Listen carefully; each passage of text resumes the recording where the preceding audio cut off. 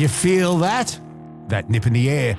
The sniffles are starting. Winter is definitely on the way, folks. At this time of the year, I don't muck around. I fire up with Nature Bee's Power Pollen. It is packed with vitamins, minerals, antioxidants, everything your body's screaming out for when that temperature drops. It's helped me stay sharp, healthy, and it helps me fight off that sluggish winter slump. It has been doing that for 20 years. And right now, you can grab a 6-month supply of Nature Bee's Power Pollen for $160. Plus, they're throwing in a bonus month and 2 bars of that famous pollen and honey soap. So before winter knocks on your door, click on the link in the description and get your supply of Power Pollen Nature Bee. Money back guarantee. Big thanks to Nature Bee for powering another episode of Bonafide. Righto, before we get stuck into today's yarn, let me ask you this. Ever been lying in bed late at night and you hear that dreaded skitter-scatter in the walls? You know it's rats or mice having a party. And you're not invited.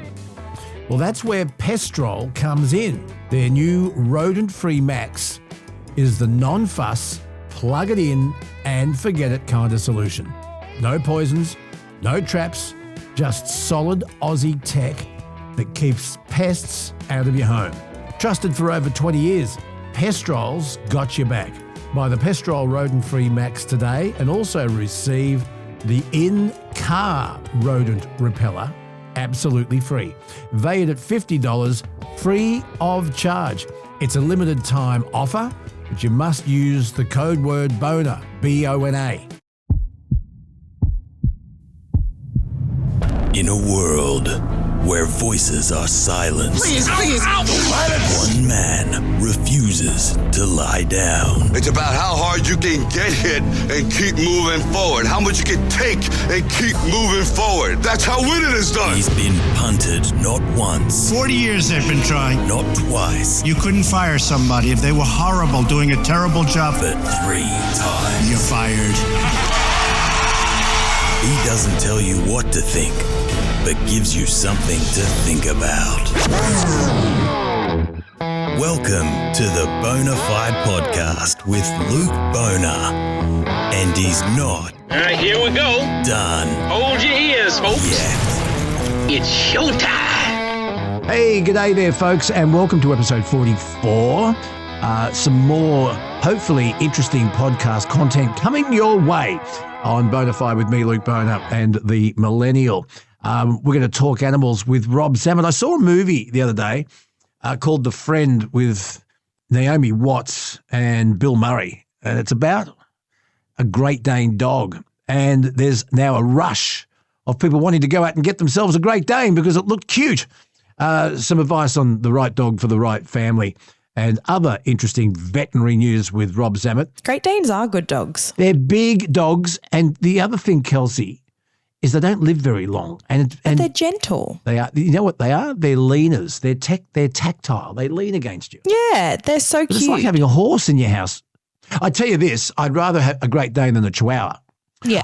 I'd rather a dog that you could take up to Ingleside, put a saddle on, and maybe take it to children's parties and have Shetland pony rides on than a Chihuahua that has every chance of dying in a mousetrap. You'd rather that, wouldn't you? Yeah. Did you probably didn't because you're not on TikTok, but there was a TikTok video of a girl who drove past a house with a little girl at the front with a sign saying petting zoo and like a little tip jar. And then to the left of her was her golden retriever in like a little playpen. That was the petting zoo. Oh, they're that good.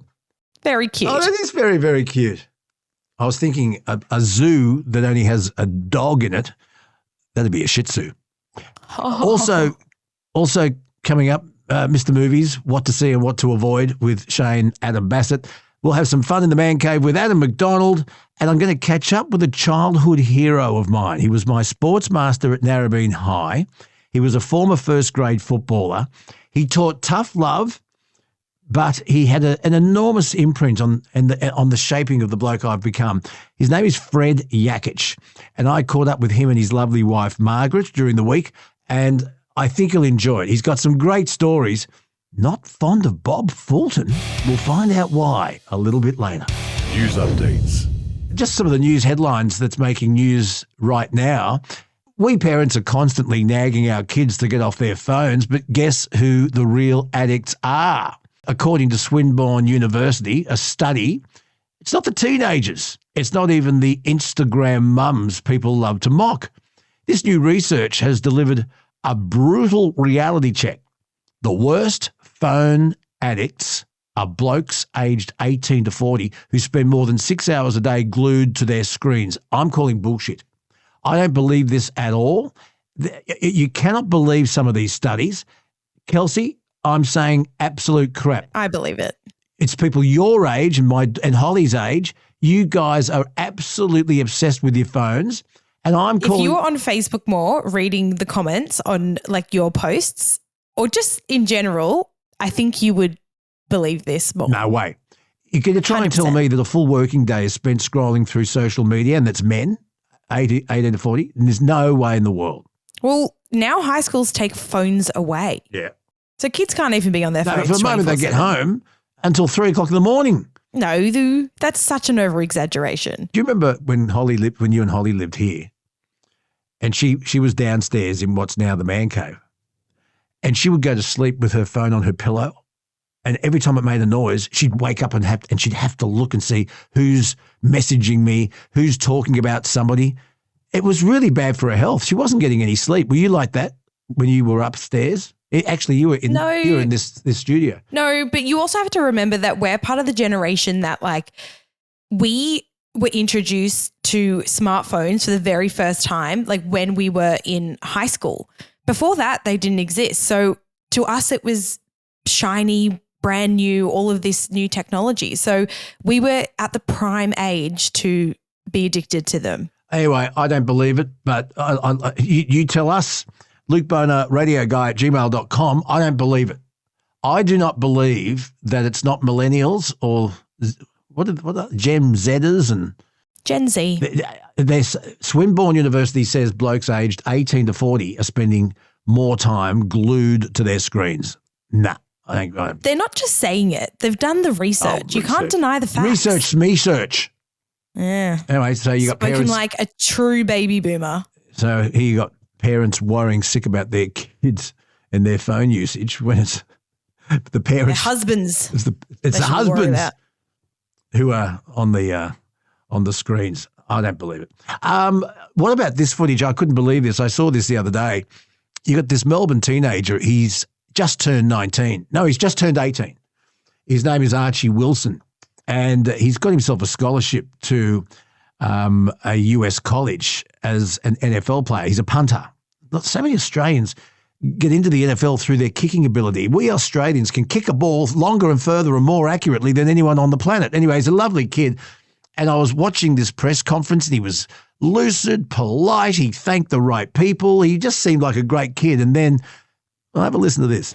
So what's it like being first time you're away from them? Yeah, that part's hard. I mean, I'm sorry. He broke down. He got all the way to the end of the press conference, and then, as you heard, one of the reporters said, "You must miss your family," words to that effect, and he just completely broke down. I found it incredibly brave, and it touched my heart. And I think, Kelsey, it's touched the hearts of the world. Do you reckon? What did you make of it? Oh, yeah. He's just become all teenagers' heartthrob. A man that can show emotion on global TV, that is definitely going to win him some Instagram DMs for sure. Oh, look, good luck to him.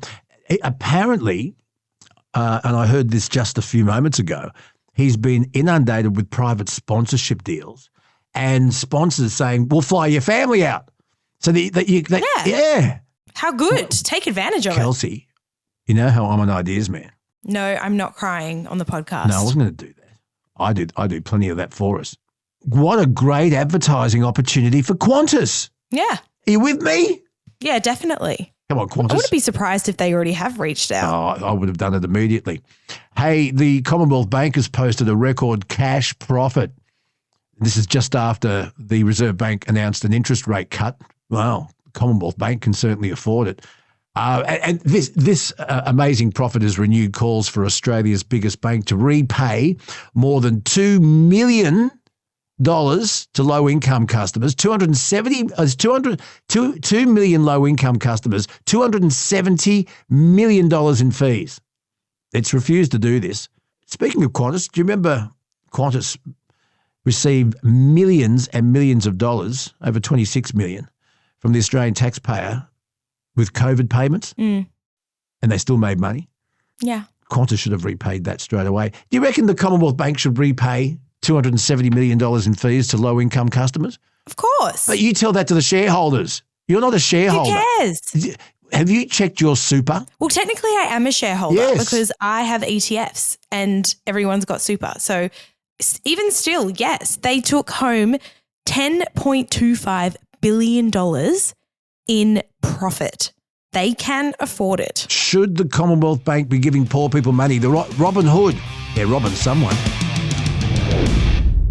Time to hear what you had to say. I did my regular spot on 2GB this week with reasonably attractive Phil. We were talking about e-bikes. Have a listen to this. No one knows who's riding these things because they're not registered. They don't have a number plate. They could be caught going through a red light with a camera, but you've got no idea who they are. They're not registered. Should they be? Kids can't afford registration, but should it be mandatory to have some sort of identification on these bikes so that you know who they are, where they are, and who's responsible for an accident? Now, I spoke on the podcast with James Ward. He's the content director for drive.com.au, and boy, does he have some strong feelings about this. Have a listen. If it's powered, it needs to be registered. If people were riding Kawasaki's up and down the footpath, there'd be outrage. But because they're electric, you've got all these people, but they're great for the environment. No, they're not. You are going to get badly hurt. If you come off that because you hit a bump in the road, if somebody knocks you or whatever, you are going to get incredibly badly hurt. Why? What are you doing? You look like a moron. There you go. Whoa. Let's get to Sky, who's called through 131873 if you want to speak to Luke Boner. Morning, Sky. You're on with Luke. Morning, Sky. How you going, Luke? Good, thanks, buddy. Good, mate.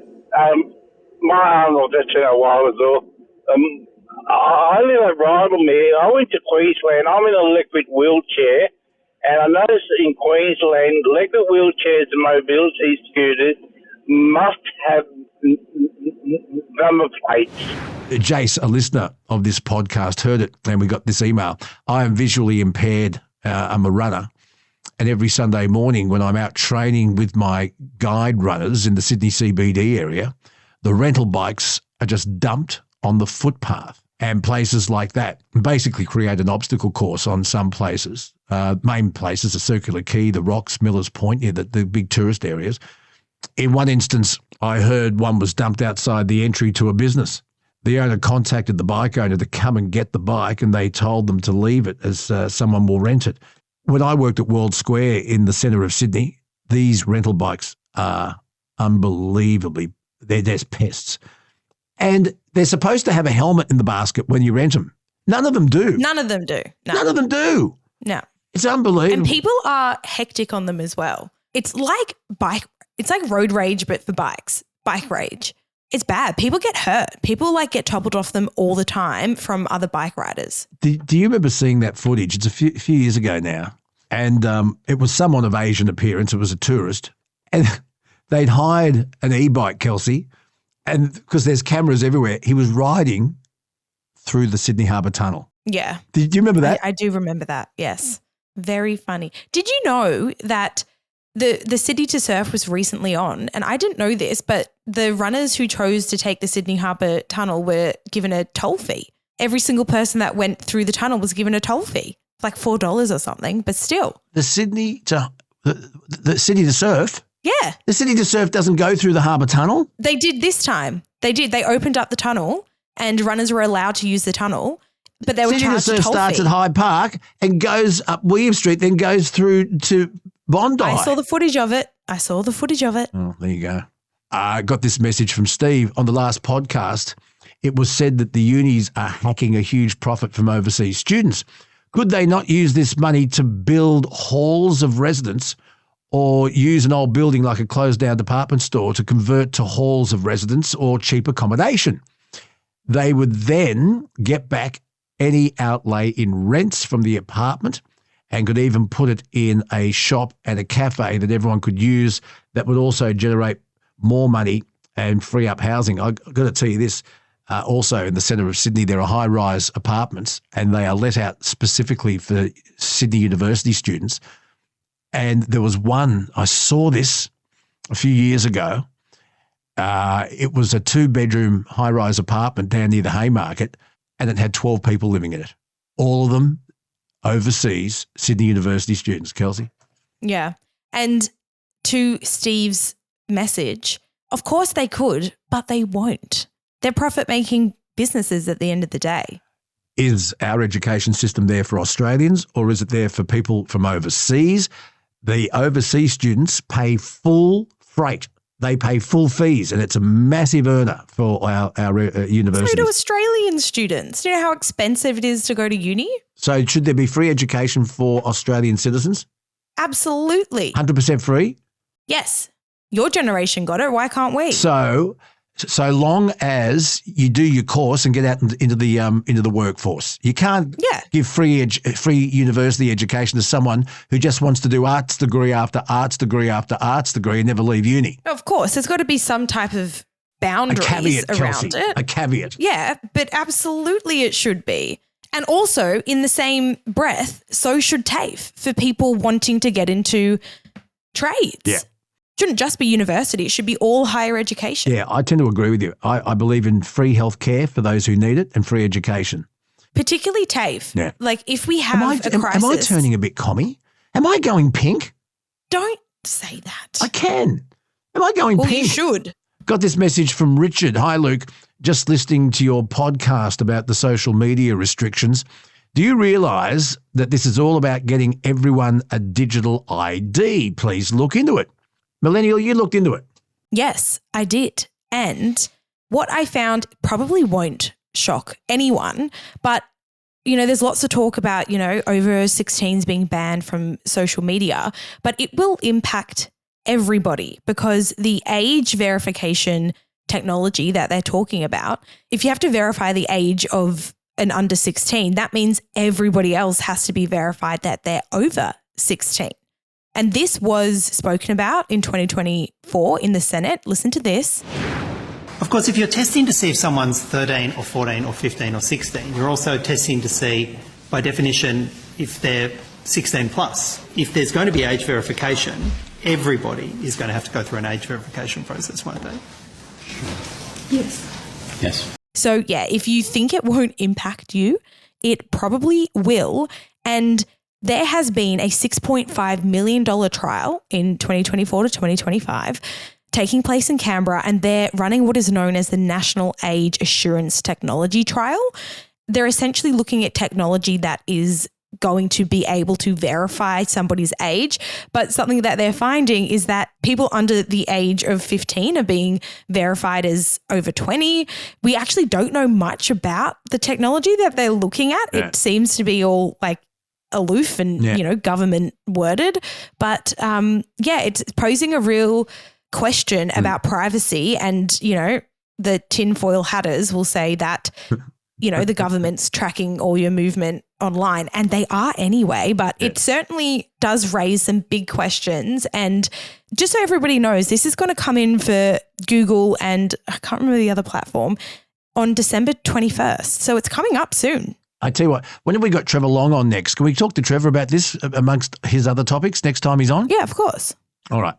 Ashton sent us this video. The video is from the Instagram page, Bloke's World. I didn't know there was one. Do I have Instagram? I do, don't I? You do, yes. Okay, anyway, I've never seen this. It has the caption, "This could be the greatest interview ever." Let's have a listen. What does the future looks like regarding electrification and battery electric vehicles in your mining operations, then?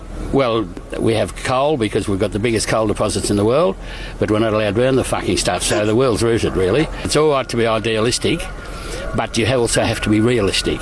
And until the lights go out, the idiots that want to be green on everything and not do mining, not do coal, not do anything, they're going to have to go back and use candles and live in tents, and then they'll no, you might fucking laugh, but it's true. You understand what I'm talking about? I'm not talking bullshit, I'm talking reality. If we don't get realistic, we're fucked. It's as simple as that. We're not allowed to use uranium. We've got the biggest uranium deposits in the world in Australia. We're not allowed to mine the fucking stuff. So it's all fucked. So when half these cunts die, well, the world will be a better place, and then those of us that survive will get it going again. Well, you just... My next door neighbour, I was talking to him, he's a lawyer, so he's not an idiot. Well, he is a fuckwit, but that's another problem. But he said, oh, that's right, you just put plugs along the highways. I said, but if you haven't got a fucking source from a power station, plugs on the highways aren't going to do jack shit, right? Do you understand me? The people don't understand. They think the electricity comes out of fucking space. But if you haven't got a charging system, which is a steam coal burning power station, how the fuck can you charge your batteries? Do you understand that? Yeah, I understand. Well, a lot of the cunts don't, and that's the problem with the world. Thank you so much for your time and enjoy the rest of your visit.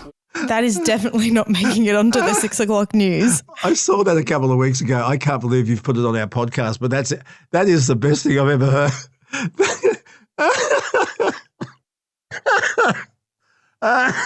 Do you need a minute? No. You got to push through, Colin.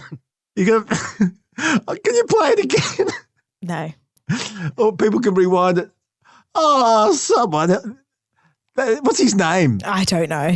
Can you find him? We'll see if we can. Jeepers creepers. Where are we?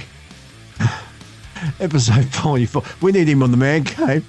Coming up, some vet advice with Rob Zammit.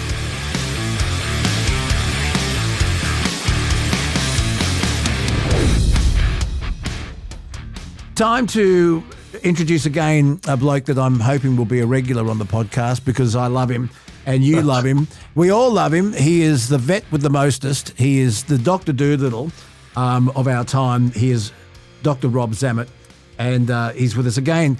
Welcome back for more. What's this? What's going on? Well, you call, I answer. Well, we had That's the way it goes, brother.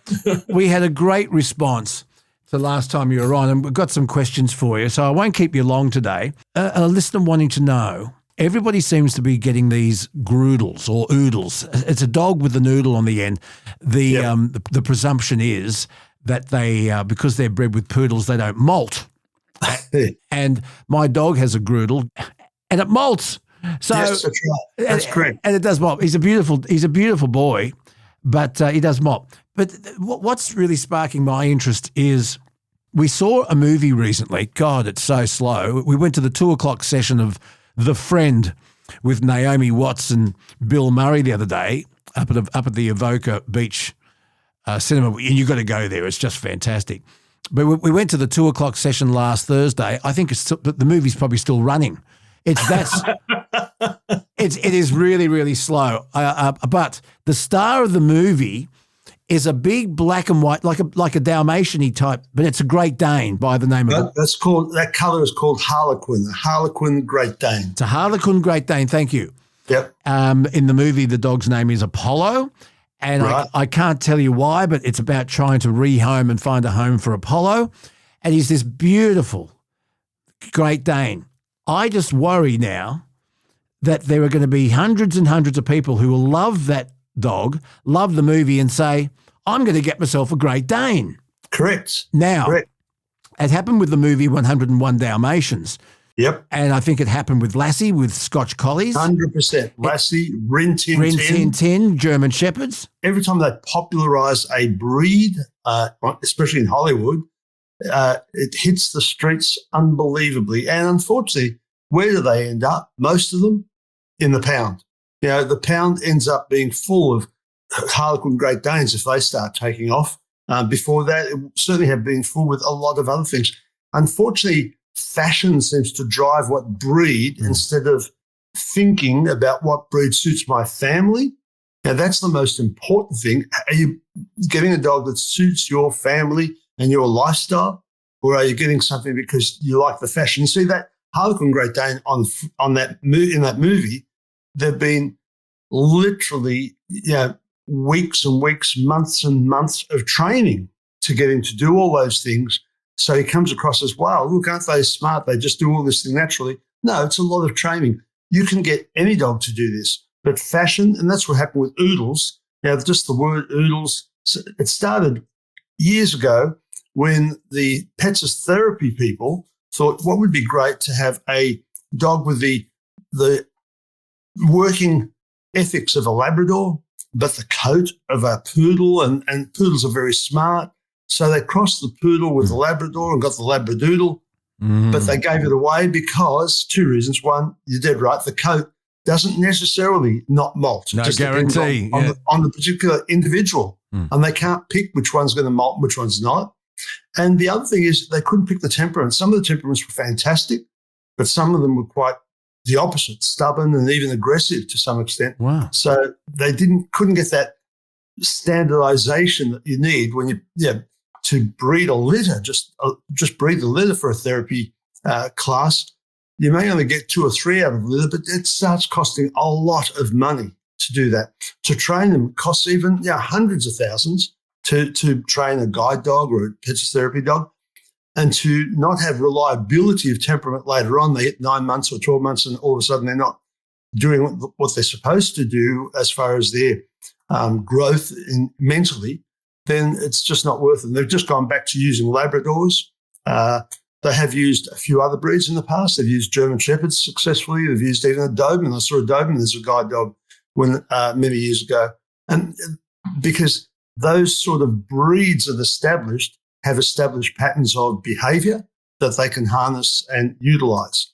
And that's the problem with crossing them. And it's certainly the big issue in dogs. I mean, picking the right breed for your family is so important that you ask yourself the right questions. What age are your children? Are your children old enough and big enough to handle a Great Dane? Because if they're little kids, tiny little kids, they're going to get knocked over every time this Great Dane runs through the door. Are the children big enough to maybe even help you exercise the dog? Is a Great Dane too big? Because, as I said, they're an enormous dog. They are great. That's Great Danes are big dogs. What were they originally bred for? Oh, they were certainly bred as an aristocratic dog that would, protect. They weren't hunting dogs? Well, they did a little bit of hunting with them, but they're more really protection of castles and those things in Denver. Yeah, they're very much of property and those sort of things. They're just a beautiful dog. Some people say they were bred to hunt deer and those sort of things. I'm not sure how they'd go in that sort of capacity, but they're certainly very capable dogs. They're a very, very capable dog of protection, and they're very friendly. They're lovely dogs, but they're big and, can you afford to keep one? Have you got the room for that in the first place? Have you got the time to train it so that when you do go for a walk along the street with your Great Dane, it doesn't drag you along or drag you over or chase other dogs and pull you off balance and you end up flat on your face and the dog takes off? These are the considerations that you should be having when you decide, yes, I want to breed a dog. Then what time? The main consideration is how much time are you going to put into it? If you can't consider that, you're in trouble. There was a comment in the movie that pricked my ears up, and I'd forgotten about this. So they take this dog to the vet. Naomi Watts' character takes the dog to the vet for a checkup. And the vet says he's got a little bit of arthritis in his legs here, but he's in remarkable condition for a dog of his age.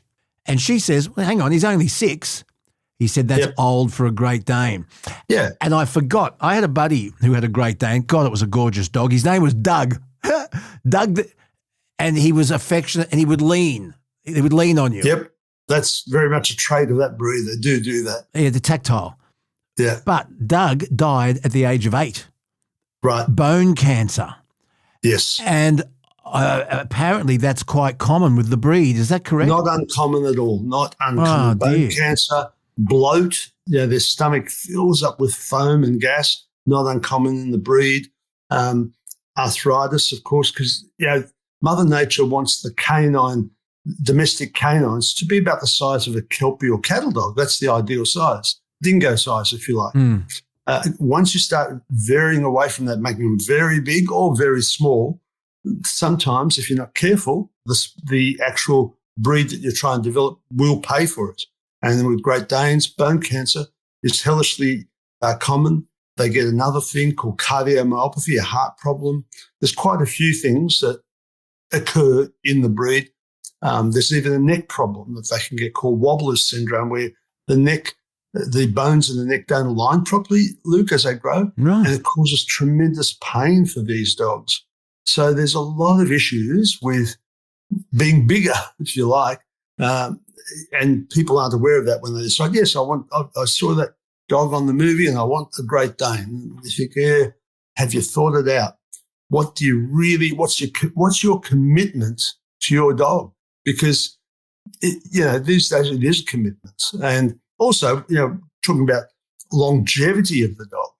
A lot of people think, my child's just sort of in year 1, year 2, and they're old enough now to get a dog, and I'm going to get them a dog. And you get them a dog. And when is that dog very old and likely to pass away? Sometimes when your child is doing their high school certificate. Yes, which adds more stress. That's a lot of stress on if any child has grown up with a dog all their life. It's been there all the life that they can remember. They have this dog there, and all of a sudden he's not there. It's a very stressful time for everyone.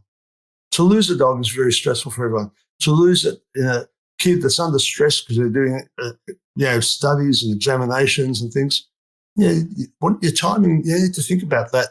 When was this dog likely to be very old and possibly time for that dog to pass over? And if it's that time, just that year, it can be difficult for any person, and certainly an adolescent at that stage, very, very difficult. It's funny we should talk about big dogs because I mentioned the trend that followed the movie 101 Dalmatians, because they're big, they're big dogs too. Yes, Dalmatians they're not as big as Great Danes, but they are a big dog. Oh yeah, they are long-lived dogs, I must say. Like the way they've been bred and the way the breeders have selected for that breed, it's nothing to see a Dalmatian come into the clinic when they're 14, 15, even 16 years old. They are very just correctly constructed, genetically picked for the sound animals without a lot of the hereditary diseases that you can see. I mean, I'm not saying they don't get them. They do have them. In Dalmatians, one of the unusual things they get is a crystal. Some of them form crystals in their urine and in their kidneys that can block their bladder. And you can X-ray and not see the crystals because they're urate crystals. In other words, urate crystals, people that have gout know all about urate crystals because they're the ones that go into your joints and cause gout and cause pain. So some of these dogs, when they do develop that, have anti-gout medication, believe it or not. Is that right? Zolapram? Yeah. How do I know that? Anyway, and it's brought about by an imbalance of uric acid in your blood. So let's go through a checklist. Rob Zamet's checklist. How do you choose the right dog for the right family for the right owner? Firstly, who's going to commit to it? Generally, it's the mother in the family that feeds the dog and has to lug the dog food from the supermarket or wherever, unless you're going to get home delivery of dog food. Do you appreciate that you're going to who's going to look after this dog when the family goes on holidays? Mm-hmm. Are you going to put it in a kennel or not?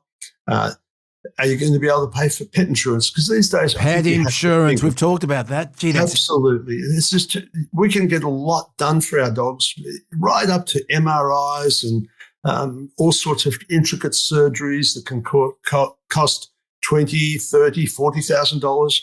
I heard of a dog that had to go through therapy for tick paralysis and had to go onto a respirator. The bill ended up around $70,000 or $80,000. Do you have that sort of funds laying around? No, I don't have a lazy $70,000 or $80,000 laying around. Are you going to prepare for pet insurance? And then there's other things as well.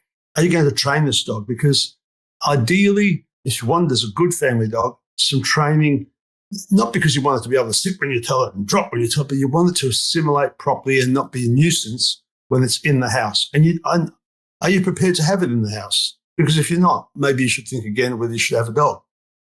Yeah. I think these things are very much a consideration. Who's going to spend the time doing all this? And some families say, yep, we will. We'll do this. In fact, our holidays from now on will be by car or wherever, and we'll go to places where they accept dogs. Fine by me. A lot of Airbnbs do accept dogs up and down the coast and around Australia, where you can go and visit and take your dog with you on holidays. A lot of families do that these days. What I don't want is that, we made a mistake and we better send it to the pound. That's the worst thing. Happened during COVID, the pounds were empty. Post-COVID, they were bursting at the seams and it was disgusting. They are not a disposable item, people. If you know people that think they are disposable or treat them as disposable, those people are despicable. So for me, you've got to realise you're keeping it for a lifetime. And then think about your children. Your children will get attached to this dog. What age will they be when the dog is very, very old? What's stressful? They are such good points. I've got to let you go. You've got things to do. But can we talk can I invite listeners to write in or leave a voice message? You've got a question for Dr. Rob Zammit, Luke Boner Radio Guy at gmail.com, or just follow the prompts. You can leave a voice message, a question. And what about we talk again in a couple of weeks? Sounds good to me, my friend. I wanted to talk to you, and we'll do this next time. Yeah. I want to ask you the question. Is it cruel to keep a pet bird in a cage?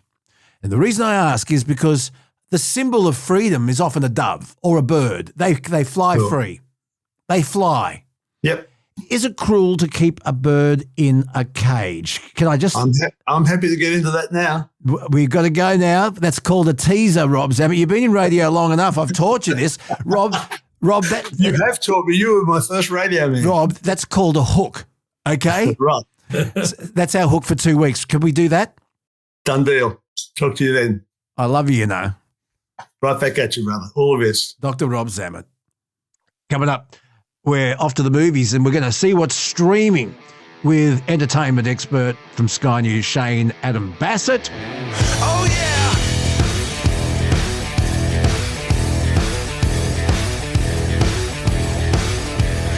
Going through my head like a jet plane going with the lights on. Time for entertainment with Mr. Entertainment. His name is Shane Adam Bassett, thanks to Sky. And he joins us again. He's one of our most popular regulars on the podcast, and he's back again. Shane Adam Bassett, g'day, buddy. I missed you by this much. We went up to Avoca, and I was really looking forward to having a meal with you and watching a movie with you, but I missed you by a day. You missed me by a day, and that time you were up, that period, I had interviews, I had movies, I was in Sydney, and I wasn't on the coast. So it was like backwards and forwards, unfortunately for me, but just hold that thought, Luke. I want to be with you and I want to catch up at some point. Oh, we'll have to start early in the afternoon, I think. Shane, we saw the movie The Friend starring Naomi Watts and Bill Murray. And when I saw the trailer, we were at another movie and I saw that this was coming up. I thought, Bill Murray, he's out of retirement again. Yeah, true. And I love Bill Murray. Yep. Everything from Caddyshack to Stripes through to Ghostbusters. Yep. And everything else. I mean, he's an interesting character. So it was his name that drew me to it. Naomi Watts, sure, she's wonderful, but I don't want to give too much away. It's about the star of the show is a Great Dane, a dappled black and white Great Dane called Apollo. Gee, I was disappointed. Just before I get your thoughts on it, let's have a listen to the trailer, if that helps. What's going to happen to the dog? Iris, I need to talk with you. It's about the dog. I wanted to ask if you could take him. No, I can't. No. This is what Walter wanted after he died. Why would he say that? You were his best friend. You can see why we were drawn to it. And it was a lovely rainy day. It was a great day to go to a 2 o'clock afternoon session at the Avoca Cinema. Yeah. But the other the plus side of it was, Shane Adam Bassett, I got a 20-minute sleep. See, that's something I rarely do. Even if it's boring and I'm like looking at my watch, I will not usually go to sleep. So if you can do that, good on you. But I agree. It was so slow, but what saved it for me, and I didn't hate the movie. I thought it was okay, but it took so far to get where it was going. And you've got Bill Murray in a subdued role. I like him as much as you do in all those comedies. And he's done some good drama as well. There's a movie called Lost in Translation that he did with Scarlett Johansson. That's a really good film. But this Naomi Watts couldn't even really save it for me. It got me involved a little bit, but it just took too long to get where it was going. And then because it's associated with animals and sadness and people passing away, it got emotional. So it did make me cry a little bit, I must say, but it was so slow. It's definitely a tough one to get through. And if you're tired like you were, well, at least you got some Z's. Well, no, it was my normal afternoon snooze time. and the trouble with the Evoca Cinema is they give you pillows and blankets. They give you little lap rugs and pillows. Yeah, well, I live close by there, and when I was a kid, they used to have midnight to dawn movies. And I'd have my pillow and blanket then too. So the tradition hasn't changed. If ever you are on the central coast of New South Wales, it's worth going and having a look at that wonderful part of Australia. My God, the real estate's expensive now. It used to be a cheap alternative to Sydney, but now, boy, oh boy, it's expensive. But depending on where you are, nearly everywhere's got a water view of something because of the riverways and the ocean. Yeah, it goes up high. It goes up very high. So there's a lot of cliff houses on cliffs. The cinema is made of handmade mud bricks, and it's nearly shut down a few times in its existence. But what they've done is they've reinvented it. So the movies they show are really handpicked. They don't show rubbish. But they have live performances. They had James Morrison, the jazz musician, doing a matinee in a couple of, I think he's coming up in October. Yeah. But they've had the Sydney String Quartet, which we're working on getting Dr. Carl Krusnicki to take his Have Fun with Science show there, which would suit it brilliantly. It would. So it's a cinema that does everything. I saw Ben Lee there fairly recently. Yeah. He was good. So, they have live shows that have a bit of everything, and I just think the movies, like you said, are handpicked. They're curated for the audience and something different most of the time, which is good for the Central Coast because a lot of the cinemas on the Central Coast are quite commercial. Yeah, this is a one-screen, one cinema complex. It's not 5 or 7 cinemas, and they have all these interesting things for sale in the foyer. Yeah. Lots of mood, lots of atmosphere. The people who work there love the place. I give the cinema 10 out of 10 for an experience, but this movie, I would give it 1.5 stars. I've given it 2. I've given it 2 stars because Naomi Watts, she's an Australian actor and I really like her, but you're right, it just took too long. I mean, it's a very popular book. Apparently The Friend was a best-selling novel, and which I haven't read, but some adaptations don't sort of translate to screen as well as the book. I had an interesting conversation with our resident vet, Dr. Rob Zammett, who you probably know. Yeah. He is concerned that there's going to be a real run on people wanting to buy Great Danes now because it happened with a 101 Dalmatians. Right. It's happened right throughout history with famous dogs. Lassie, Rin Tin Tin, everyone wanted a German Shepherd. Everybody wanted a Scotch Collie. What about Beethoven? Beethoven. All of that, and there's always a run on these dogs. Great Danes are huge, and they don't live very long. 8 years old is about their yeah. Well, in the opposite end of that, Luke, is when Cujo was released, people didn't want Stephen dogs. King. They did not want a dog. Yeah, and people stopped collecting sharks after. So anyway, there you go. Look, see it if you want. It'll be out in your lounge rooms It'll very, be very soon. streaming soon. It hasn't done that well at the box office. No, it's not a big box office film, but it was a good thing to see on a rainy Thursday. Yeah. Let's go with movies that you want to talk about today. The Naked Gun. It's back. Liam Neeson, Pamela Anderson in the new version of this classic politically incorrect comedy. Yeah. First of all, let's have a listen. Thanks. Once you kill a man for revenge, there's no going back. A voice in your head saying over and over, "That was awesome." Who are you? Drebin. Detective Frank Drebin. Thanks. Well, we loved the first Naked Guns. How does this one hold up? Well, I wanted to briefly mention it because, as you know, comedies are very subjective and they don't make me laugh a lot. I like comedies, but they don't often make me laugh. And I remember as a kid watching those Naked Gun movies with Leslie Nielsen, Priscilla Presley. O.J. Simpson was in it too, unfortunately, but he actually gets referenced in the new movie, but it's done really well. This it's not a remake. It's just sort of like an extension of those classic Naked Gun satires. They're stand-up movies and politically incorrect. Definitely this one is too. It goes beyond what I thought it would, and I haven't laughed so much as I have. I thought it was hysterical. I laughed out loud, but I was in a really big audience and really enjoying it. But it's outrageous. It's everything you would expect from those early Naked Gun movies. And Flying High and Top Secret and Hot Shots. The satire movies aren't really made anymore. So this was a great surprise and definitely funny. And the chemistry between Pamela Anderson and Liam Neeson just sizzles on screen. They're very funny together. And are they a couple or not? Well, that's a good question because in all the interviews, they're very close. They haven't announced that they are, but on the red carpets and I think they are, and they make a good match. And if it is true, well, good for them. All right. How many stars for Naked Gun? 3.5. At a ball. Folks, let me tell you why I don't go into winter without power pollen. We all know how run down you can feel at this time of the year. Low energy, colds, and you just feel, Well, power pollen's been in my routine for over 20 years. And you want to know why? It works, and it comes with a money-back guarantee, but it works.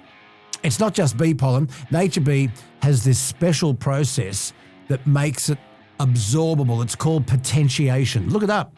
It means your body gets all that good stuff fast, more energy, better immunity, and a real lift when your battery's running low. So if you're staring down another long, cold season, give your body the fuel it needs. Do what I do. Head to the link in the show notes and grab yours today. Money back guarantee. 3.5. There's a lot of things happening in dialogue and then things happening behind them that you got to watch, and it's very well done. I mean, it's not a comedy classic, but it's still really good, and it's what we needed. A really lighthearted satire. The next one you're going to have to take over. I haven't seen it. I haven't even seen the trailer, but we'll listen to it now. It's called Weapons. Not for the faint-hearted, apparently. Let's have a listen. This is a true story that happened in my town. So this one Wednesday is like a normal day for the whole school. But today was different. Every other class had Well, walk us through this, please. Okay, when I went and saw this, Luke, on the screen, telling everyone entering the cinema is not to reveal the storyline and not to reveal spoilers. So I will not say too much, but what I will say is I've given it 9 out of 10. I'll already tell you that. It's 4.5 stars out of 5. It is one of my favourite movies of the year, but it's very hard to watch at times. It is frustrating and it's also captivating. You can't look away. It's about a small town, a little town in America, a suburb, whose one class at school goes missing. Every kid goes missing at the same time. They all leave their house and they run off into the same direction and just they're gone. One student is left and the teacher. So obviously the parents want to know what's going on. The investigation, no one can figure it out, but there's something that happens that some of the parents have footage from their house on cams and they see their children leaving. And one dad in particular, played by Josh Brolin, starts to follow the lead. And what gets unveiled and what happened to the kids, you are not ready for, put it that way. It's a thriller, it's a mystery, it's a cold case kind of story. Must see, but definitely it's got a few shocking moments in it. Amy Madigan is in it, the wife of Ed Harris. She's outstanding. She's very creepy, but she plays a good role. And I love Julia Garner. Now, I've spoken to you about Julia Garner before. You might not remember the name, but she's a young up-and-coming actor who's just everything she's doing lately is going gold. And this is another one for her. So great movie, but the least you know about it, the better. But it's just gruesome at times. So if you don't like things like that, maybe avoid it. But it's such a great film. It's really good. Wow, you've given it a huge rap. 4.5 stars, 9 out of 10. It's called Weapons. What's it rated? Do you remember? Yeah, it's MA. It's MA, so don't take kids. And because it is, because most of it sort of veers off into other directions, but it's about missing kids and the sadness and the emotion that from families that have their child gone and unexplained. It's not aliens. I'll give that away. It's definitely not aliens or anything like that. They're not abducted and go to space. It's more grounded than that, but it's hard to watch at times, but such a good movie. The music, the cinematography, the images, and again, Josh Brolin and Julia Garner. The acting is impeccable. Is it Academy Award worthy? I've been asked that a couple of times. It's too early to predict. I'm not going to predict that yet, but it's in the mix. It would be in the mix. Yes. Let's go to streaming services. Stan, there is a new courtroom television series out. It's called The Rainmaker. Let's have a listen. I've always wanted to be a lawyer. You are doing what you were meant to do, Rudy. We do not surrender at this firm. You look like you have an opinion. Don't. I got fired. Why can't you back away from a fight? I screwed up. It's over. I do know a law firm looking to hire. Well, I'm intrigued. Take us through this. Have you ever seen The Rainmaker? There was a 1997 Francis Ford Coppola movie. Did you ever see that one? I can't remember. It was a big hit. It had Matt Damon, Danny DeVito, John Voight, Roy Schneider was in this movie. Francis Ford Coppola directed it, and it was adapted from a John Grisham book, who's written some pretty good court dramas and legal stories. So this is the same as that, stretched into a series. I've seen the first few episodes. I'm impressed. It is about the young hotshot lawyer straight out of law school, goes to this firm. But the firm, he soon finds out, is a little bit shady. They do some dodgy things. So to win the case, they'll do anything they can outside the law. So does this young recruit, does he stay with them and get success but could get into trouble, or does he leave?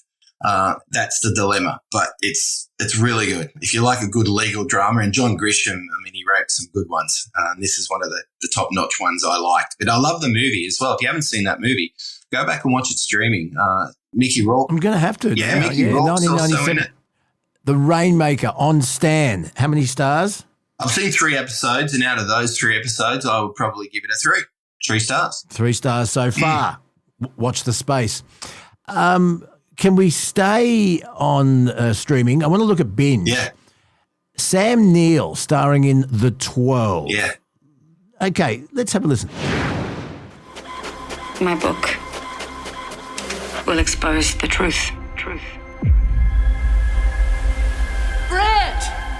The police are at our house. They've got a search warrant and they won't let Alan leave. Don't say a word. They're going to charge you with this. The truth can't lie.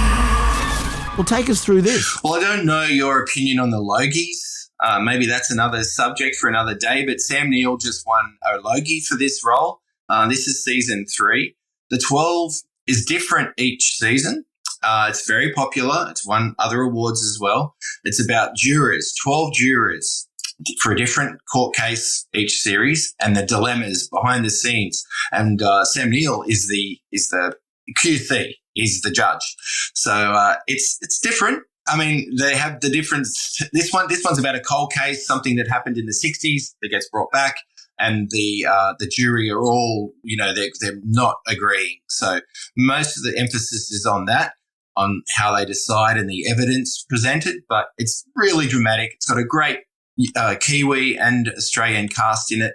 So yeah, if you like, again, courtroom dramas, The 12 is on Binge. Okay, gee, you've got a lot for us There's today. There's some good stuff around at the moment, and generally this time of year there's a lull because award season is coming, Luke, towards the end of the year, and you get all these prestige big movies, and the American summer is just finished, so the blockbusters have sort of stopped. So there's normally a lull, but there's a lot around. All right.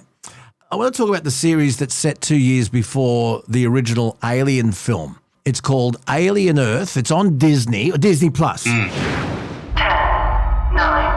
8, 7, 6, 5, 4, 3, 2, 1. How's our girl? She's ready.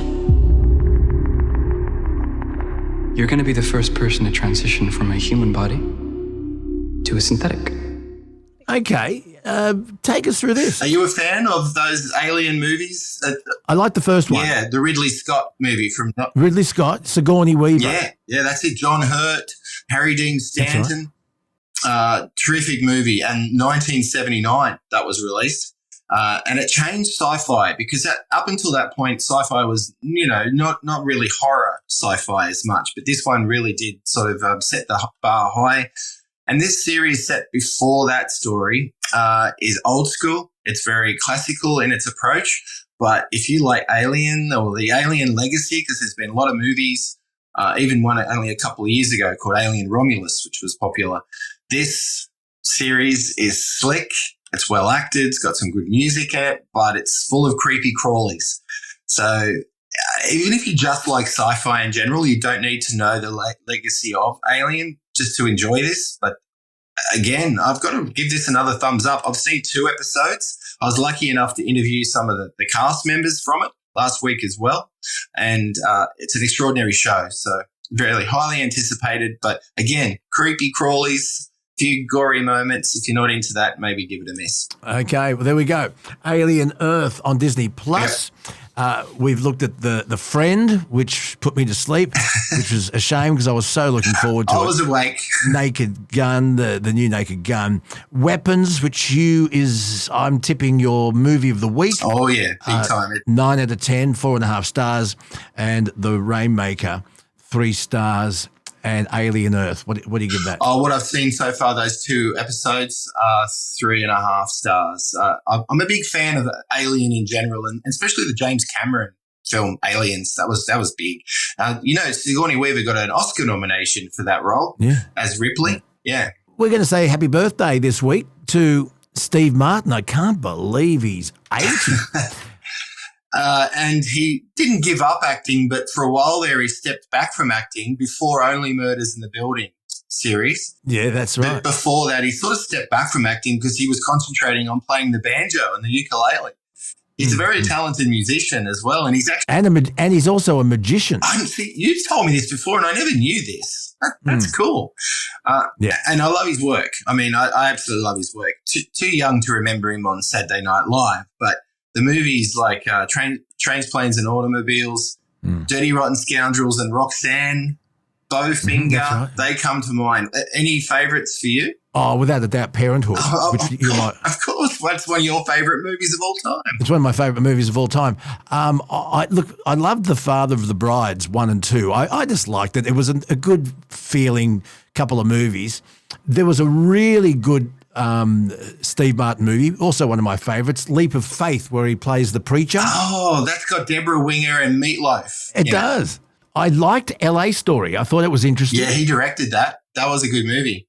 Sarah Jessica Parker is in that too, a young Sarah Jessica Parker. I absolutely adored Dirty Rotten Scoundrels. Oh, it makes me laugh every time. It was actually remade, unfortunately, with Rebel Wilson and Anne Hathaway. It was called The Hustle.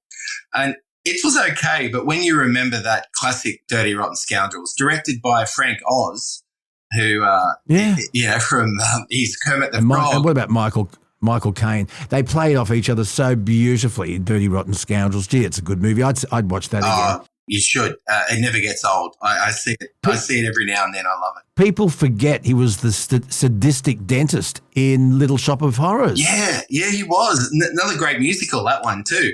I enjoyed it. And as a kid, I didn't really like it. And Bill Murray's got a cameo in that, by the way. We were talking about Bill Murray before. Rick Moranis is in it. Yeah, that's another good movie. Rick Moranis, yeah. He plays Feed Me Seymour. Yeah, that's right.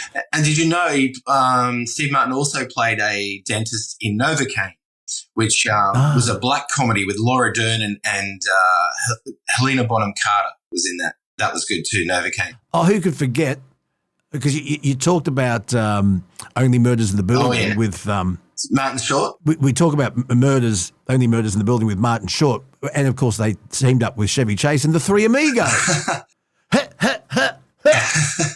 How did I know you were going to bring that up? I have not seen that for years. Maybe I need to revisit that one. And there was another good one with Lily Tomlin, All of Them. Oh, yeah. Actually, that's getting a digital re-release on Blu-ray as well. That's been remastered and getting a re-release. That was a body swap movie that were very popular back in the day. I mean, we've got Freakier Friday in cinemas at the moment, which is a body swap movie from the 70s with Jodie Foster. She was in the original Freaky Friday. That's right. Have you seen the new one? I have, yeah. I like it. I like Jamie Lee Curtis, so a big fan. It's better than it should be. It's family friendly. It's been a big hit.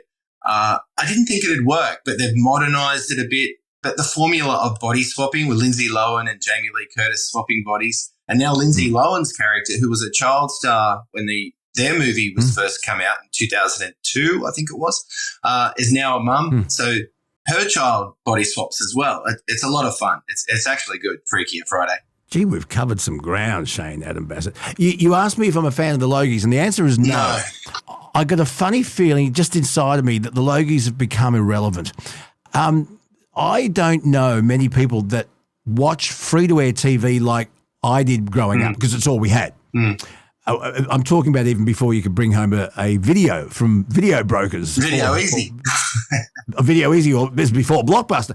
I watch free-to-air TV for the news, and that's it. I've got to agree with the Logies. They're irrelevant, and unfortunately, I think the Logies are dead. I don't know this for sure, and I'm just predicting that I think in future they won't be as big because nobody's watching them on TV or there. It's only the privilege that actually get invited, or media as well. But I've got to say, it'll just be streaming. It'll be streamlined, and it'll be only available on probably a streaming services in the future. I just don't think it's relevant anymore. And we make some really good product, and we have great actors and great filmmakers, but it's not the right format. And the jokes and how long it goes for, and the ads, and you can fast forward ads obviously if you record it, but I'm not a fan of the Logies. Never have been. It's just a big wank fest. Sorry, I watch free-to-air TV for the news and for live sport. Oh, of course, yeah. I constantly watch sport, and Sky News Regional, I think, is on non-pay TV. So I'm on that. You're on that. I know. And I don't have any industry figures, and Kelsey's very good at this, and I'll try and find out. But I cut my teeth and grew up on radio. I still call radio wireless. I love live radio. Yeah. But none of my kids, and I can't include Kelsey, I haven't asked her, but I had morning tea with two of my daughters yesterday. Yeah. And my son, who's a tradie, they only listen to podcasts. Yeah. So it's a bit like watching pay TV. You choose what you want to watch when you want to watch it, and they live and die by podcasts. So I don't know if podcasting is going to take over the whole audience from free-to-air radio, but gee whiz. I think radio talkback has probably still got a place. Yeah, because it's live. You can't record it. Yeah, it's live, and people are invited to talk and give opinions and guests and so forth. Whereas music radio is definitely on the down low. I mean, I'm like you. I grew up listening to radio as well, and it's just something that was always on. Sport, music, talkback, even as a kid.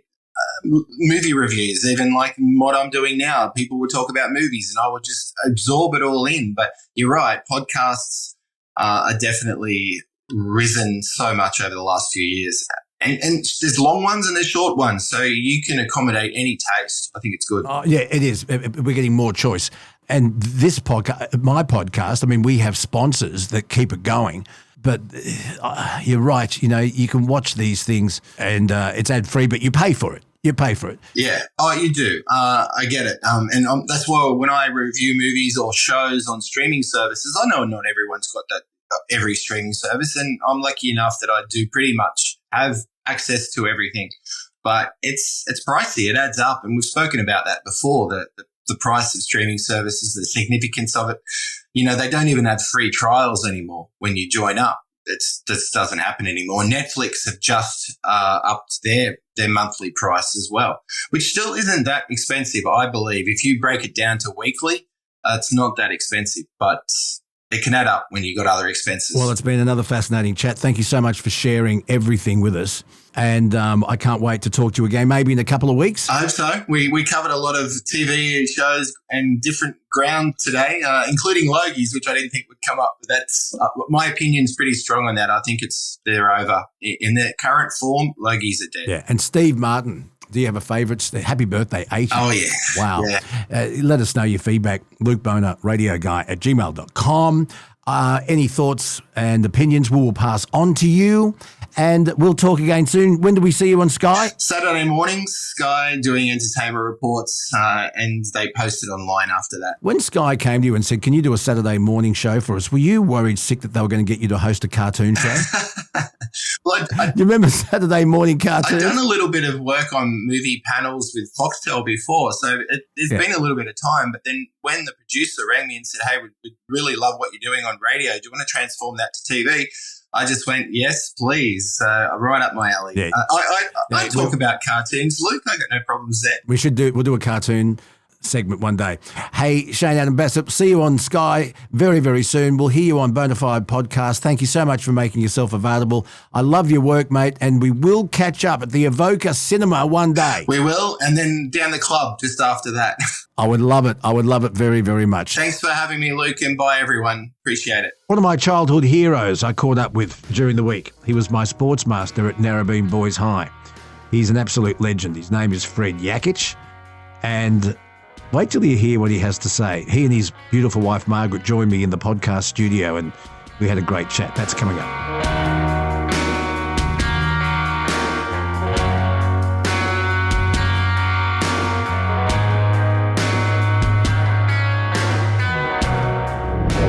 When I started this podcast after I left Triple M, part of the beauty of having your own podcast is that you're not under the constraints of the time that you have to play with when you're on commercial radio. And I don't want to get too emotional and soppy about all of this, but there is someone from my childhood that I've always found inspiring. And in this day and age where male school teachers leaving the profession because of a number of reasons, there's a bloke that had a big influence on me when I was in high school. He was fairly tough. He had rules that you didn't break, but he was kind, super competitive, and a former Manly first grade footballer, but he could play any sport. He taught me a fair bit about life, and in fact, I've got to say this has a fair bit to do with the shaping of the bloke I am today. So much so, a few years ago, we had our 40th school reunion at Terry Hills Tavern, and he was guest of honour there, and I was lucky enough to be able to make a speech, and everyone was just thrilled to see him. His name is Fred Yakic, and he was the PE master, sports master at Narrabeen Boys High when I was there in the early 70s, and he was still there when I came back after boarding school in 1978. His wife, Margaret, is also with me here in the Bonafide Podcast studio because she has a lot to say about all of this as well. Now, they're looking quite bemused because they don't think they're special, but I think they are. And Fred Yakic, we've known each other for a long time now. Welcome to the Bonafide Podcast studio. Thank you, Luke. You were inspiring. You know, in today's day and age, there are a lot of kids who go to school and they come from single-parent families through no fault of their own, and a lot of kids lack male role models. And people like you and Tom G and Mr. Blue, Super Jack Casey. I remember nearly all of them. You've got a good memory. I do, because they had a lot to do with the shaping of our lives. And you in particular to me, Mr. Yakic, can I please borrow a basketball? Knock on his PE staff room door every day at lunchtime. And you encouraged me to go on with my basketball, and I did reasonably well at it. That's good. And it was thanks to you. So thank you for everything. Pleasure. That's all you got to say. Yeah. Well, the thing is, both my boys played basketball. When I first started coaching basketball, I thought, oh, well, this is just for tall people. As time progressed, I found that anyone can play the game, and it's a good game to play. Well, you look at Stephen Curry, who plays for Golden State Warriors. Here's Curry, wide open, three on the way, count it, history with 7 or more made threes in 4 consecutive. Arguably one of the best players ever in the NBA.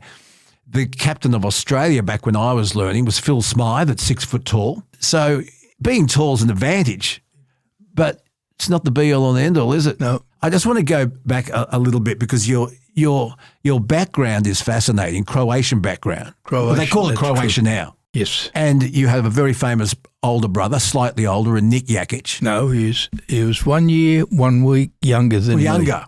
Younger. I thought he was 1 year older. So Nick Jakic, your brother, you both played first grade for Manly. Yes. It says here that you were in the centres. I always thought you were on the wing. I knew Nick was on the wing, but you played in the centres. I started out as a 5'8". For Manly? I think they thought I was a bit too quick for 5'8", so they moved me out towards the wing. I played in the centres with Alec Tennant, and Alec was a good footballer. I ended up on the left wing. On the left wing? On the left wing. I don't know whether this is true or not, but apparently when Larry Corowa first wanted to play for Balmain, he said, I played in the wing, and the coach said, what side? He said, whichever one's in the shade in the second half. I don't know if that's true or not. Yeah. But you played first grade for Manly, 1963 to 1966. Your brother Nick played for Manly, but he also represented Australia, but on your coattails. You told me a story that one afternoon at Redfern Oval, you're playing South Sydney, and that you ran over the incumbent Australian winger, Michael Cleary, twice and scored, but they put Nick's name in the paper instead of yours, and he made the tour to New Zealand. Is that true? Are you sticking by that? Yes. No, What happened that day? Look, Rex Mossop was the one that did the broadcasting. When I got home after the game, I listened to what Rex had to say, and he says, and the man of the match was Nick, and it wasn't Nick, it was me. And I rang him up and I said, Rex, you've got it wrong. I don't remember what he said, but he did say Nick. And Nick made the Kangaroo Tour? Nick went away with the Australian side, yes. To New Zealand? Yes. And he was playing alongside of Graham Langlands and Michael Cleary, and what an era that was. Yeah. And you didn't go? Oh, no. The other footballer that was tops was St George winger Eddie Lumsden. All right. Only a minute away, St George are in control. Their vast experience is a telling factor as they intelligently hold the ball and continue to make ground. And I opposed him. He was St George's right winger and I was the left winger. And I still remember that game because I had a number 5 jumper that I wore in that game. Yeah. And at the end of the season, I kept that jumper. I don't know whether it was my wife Margaret or someone put it on the clothesline. And all my sporting jumpers, and I also had a New South Wales blazer. You played for New South Wales? No, I got that for being the best footballer in our school competition. In our team was Ken Irvine, brother Nick, quite a few good players, Harrisons. They all ended up playing with North Sydney. Nick went back to Manly, and what happened to me, as usual, being an up-and-coming school teacher, they sent me all around New South Wales. My next posting was Boggabilla. Was it really? Round on the Boggabilla bus.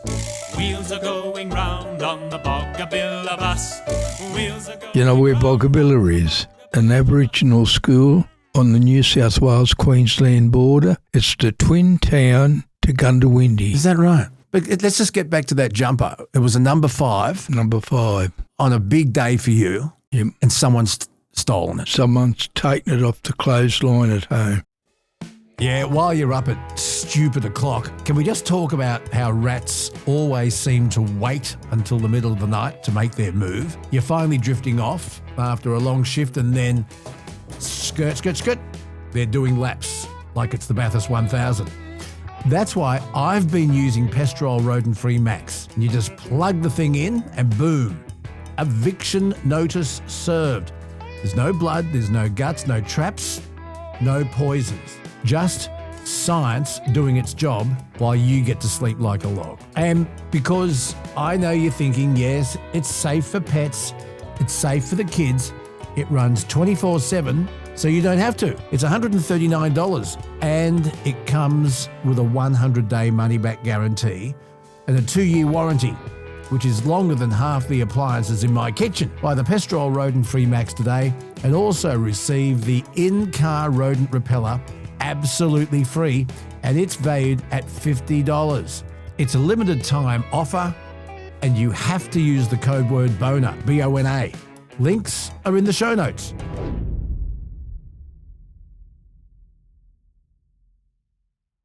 It's 1964. Around that time. Yeah. And I said to Margaret on the phone during the week, is there, because we do a show with Adam McDonald, who is an expert on memorabilia. He was on that TV show, Aussie Pickers, and he's very good at finding things. And he said he's really, really struggling to find a 1966 Manly jersey, let alone one with the number 5 on it. And Margaret said of all the things in the world that Fred would like is he'd like that jumper back. And I don't know if we can work miracles, but I want to introduce you to someone. You ready?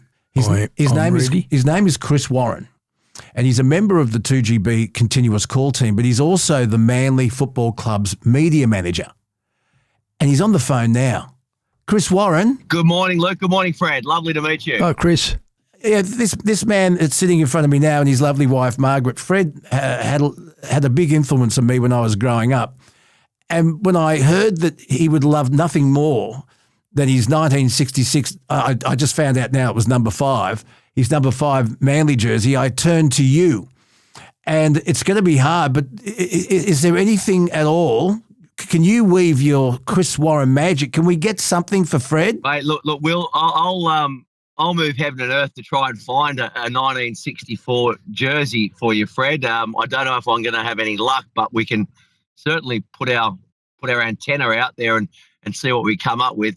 Either way, mate, I just want to say it's a pleasure to sort of meet you as we are now. I'm only relatively new to the club, but we really are well connected with our Golden Eagles. We have so much respect for players like yourself and Nick that sort of dug the well that our boys are still drinking from today. So I'll do what I can, mate, but I'll certainly ensure that I try and come and meet you, and I might bring a couple of players with me if you don't mind, and might even have a jersey. I don't know if it'll be 1964. Can I just say this?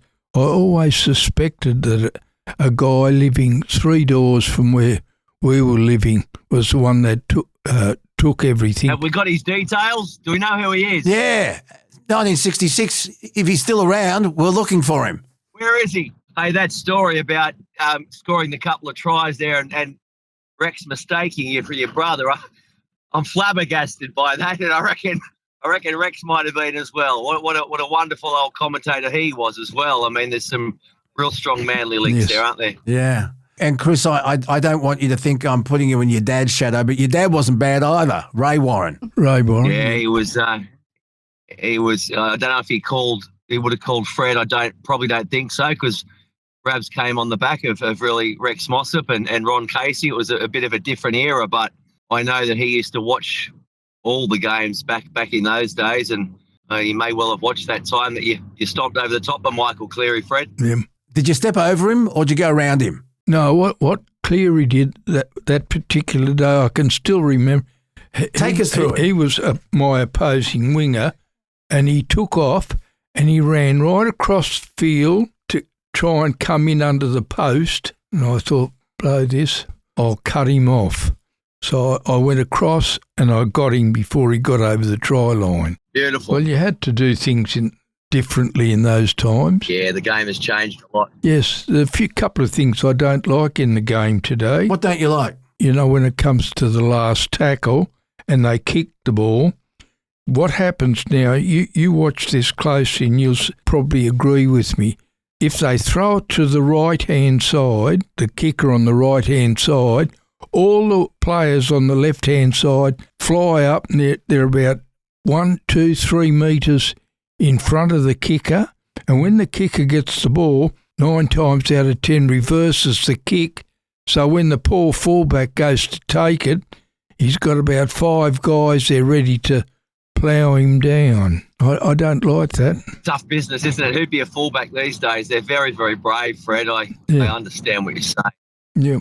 Chris, I know you've got to go. You're a very busy man, and I thank you so much. And let's see if we can do something very special for this great man sitting in front of me. Yeah, Luke, no, we'd love to. And hello to you, Margaret, as well. I'd love to do what we can and come and meet you, Fred. And I'll try and bring a couple of players with me if that's all right. Can I just say one more thing before you go? Of course you can. Can I just tell you one, the Trebojeviches? Yes, know them very well. Well, I taught their dad. Did you really? Their dad at Narrabeen Boys High years and years ago, and he was playing junior league. And I said, listen, mate, you would easily make first grade. You're such a good player. But he did not want to play grade rugby league. Is that right? Yeah, he's a lovely man, John, and I know him pretty well. I came down at Mona Vale Raiders, so obviously I've got a strong connection with the Trebojevic boys as well. But he was running that barbecue for many, many years, and he handed over the tongs about probably 7 years ago. So he's got his own special method of how you cook the bacon and eggs. Of course he does. Yeah, and everyone toes the line. I tell you what, Chris, he's raised an amazing family, hasn't he? Yeah, absolutely. They're salt of the earth, lovely people. And you know what? I'm sure like you, John, would say that Fred had a big role in his life too. I'm sure he did. I might come and share a shandy with you, Fred, at Mona Vale Bowling Club. I only live up the road. That'd be great. Well, I'll come too. I'm at Elnora. Okay, well, let's make it a date. I would love free, that. Margaret? I'll let it be a boys get together. I'm not a rugby league fan. You're not? No, I'm soccer. Okay. Yeah, proper football. Because the Minister for War and Finance, Nikki, she'll come. She wouldn't miss out on this. But she'll be drinking full-strength schooners. Don't you worry about that. Fred, you can teach me how to play lawn bowls. Okay, I'll do that. That's a date then. I might bring a couple of boys down. I've got to be terrific. Got to ask you this, Chris Warren. When's Manly? I should know this. When's Manly's next home game at Fortress? Next home game, we play West Tigers on Sunday at Allianz Stadium. Now, what day is it? Pretty sure it's the Saturday. We've got the Dolphins, so it's a huge match, and it's Daly Cherry Evans will play his 350th game. He'll become only the sixth player in history to chalk up 350 NRL games. Are you a fan of DCE, Fred? I've always liked him as a footballer. Yeah, how could you not? He's done some wonderful things for the club, and I'm not sure what his future holds, but we'll certainly give him a warm farewell at the end of the season, and we'll celebrate his 350th game in a fortnight. That's at Brookvale. Fred, when was the last time you went to Brookvale, watch Manly play at home? A couple of years ago. A couple of years ago. Well, I've forgotten the guy, but he said he'd ring me up and send me an invitation when to come. I think he forgot. I'd love to get you down there if you want to come down, Fred. We'll get you there. Do you want to go? Provided I'm not bowling, Chris. Okay. Okay, we'll work it around your bowl. I'll tell you what, Chris, I'll put you in touch with Margaret. And she'll look after it, and we're going to work something out. We're going to try and get you a jersey. We'll try see if we can get you to Brookvale and make you feel very special, Fred. Okay? Thank you. So yeah, on behalf of Nick and Fred, thank you so much, Chris Warren. You're a star. Hear you on the radio on 2GB. My pleasure. Thanks, Luke. Thanks, Fred. Thanks, Margaret. Fred, you and Nick are the sons of a Croatian immigrant, and your dad stowed away on a ship bound for Perth. No. As Wikipedia got that wrong. Yes. Well, tell me the story. Okay, this is the true story. I've also written it in here. What happened, this is what my dad told Nick and myself. He was dragged to church by his mother every day, and he couldn't stand it. So he wanted to go to the land of milk and honey, which was America. Right. He left Croatia, crossed the ocean to Italy, and climbed on board this huge ship that had a big A on the front, and he is off to the land of milk and honey. He hid in the longboats, and after the people had their food, in those days only the rich could travel, they'd throw their food scraps into the bin, and my dad said he'd never eaten better food in all his life. Is that right? So he'd go into the garbage bin, get the food out. Anyway, he stayed undercover, and then right near the end, he got caught in a place called Fremantle, Western Australia. Yeah. Big A also stood for Australia. And so he was caught and put in concentration camp, I suppose. He was only about 15 or 16 at the time. This is the second day. A chap comes in, he says, "Any of you blokes know how to fish?" My dad said, "I can." And he says, right. And that's when he became an Australian citizen. Wow. He worked up and down the Ningaloo Reef. And then after he'd done that for about a year or so, a couple of years, he decided to get a job in the Kalgoorlie gold mine. So he got a job there. To get promotion in the gold mine, he had to learn to use dynamite. Right. This had an effect in his later life. He decided, I'm going to quit gold mining and I'm going to go around Australia. Sells up everything he's got and he travels around Australia by train and he ends up at a place called Innisfail. Yeah. Up in North Queensland. Yes. And that's where he meets my mum, his wife. He meets and they get married and we're born all at Innisfail. Nick, myself and our sister. How did you find your way to Narrabeen Boys High? What happened after the war was over, Dad said, we're going back to Croatia. And he thought that was the right thing to do. So we had a beautiful farm up at Innisfail. Dad sold the farm and everything with it. And we came down here. But our boat was late. It was 3 months late coming to Australia. So we got rent in the Warriewood Valley, corner McPherson Street, opposite the sewerage works. And post-war, that whole it's changed now. It's terrible now that they've overcrowded it and every house looks the same. I think we call it Legoland.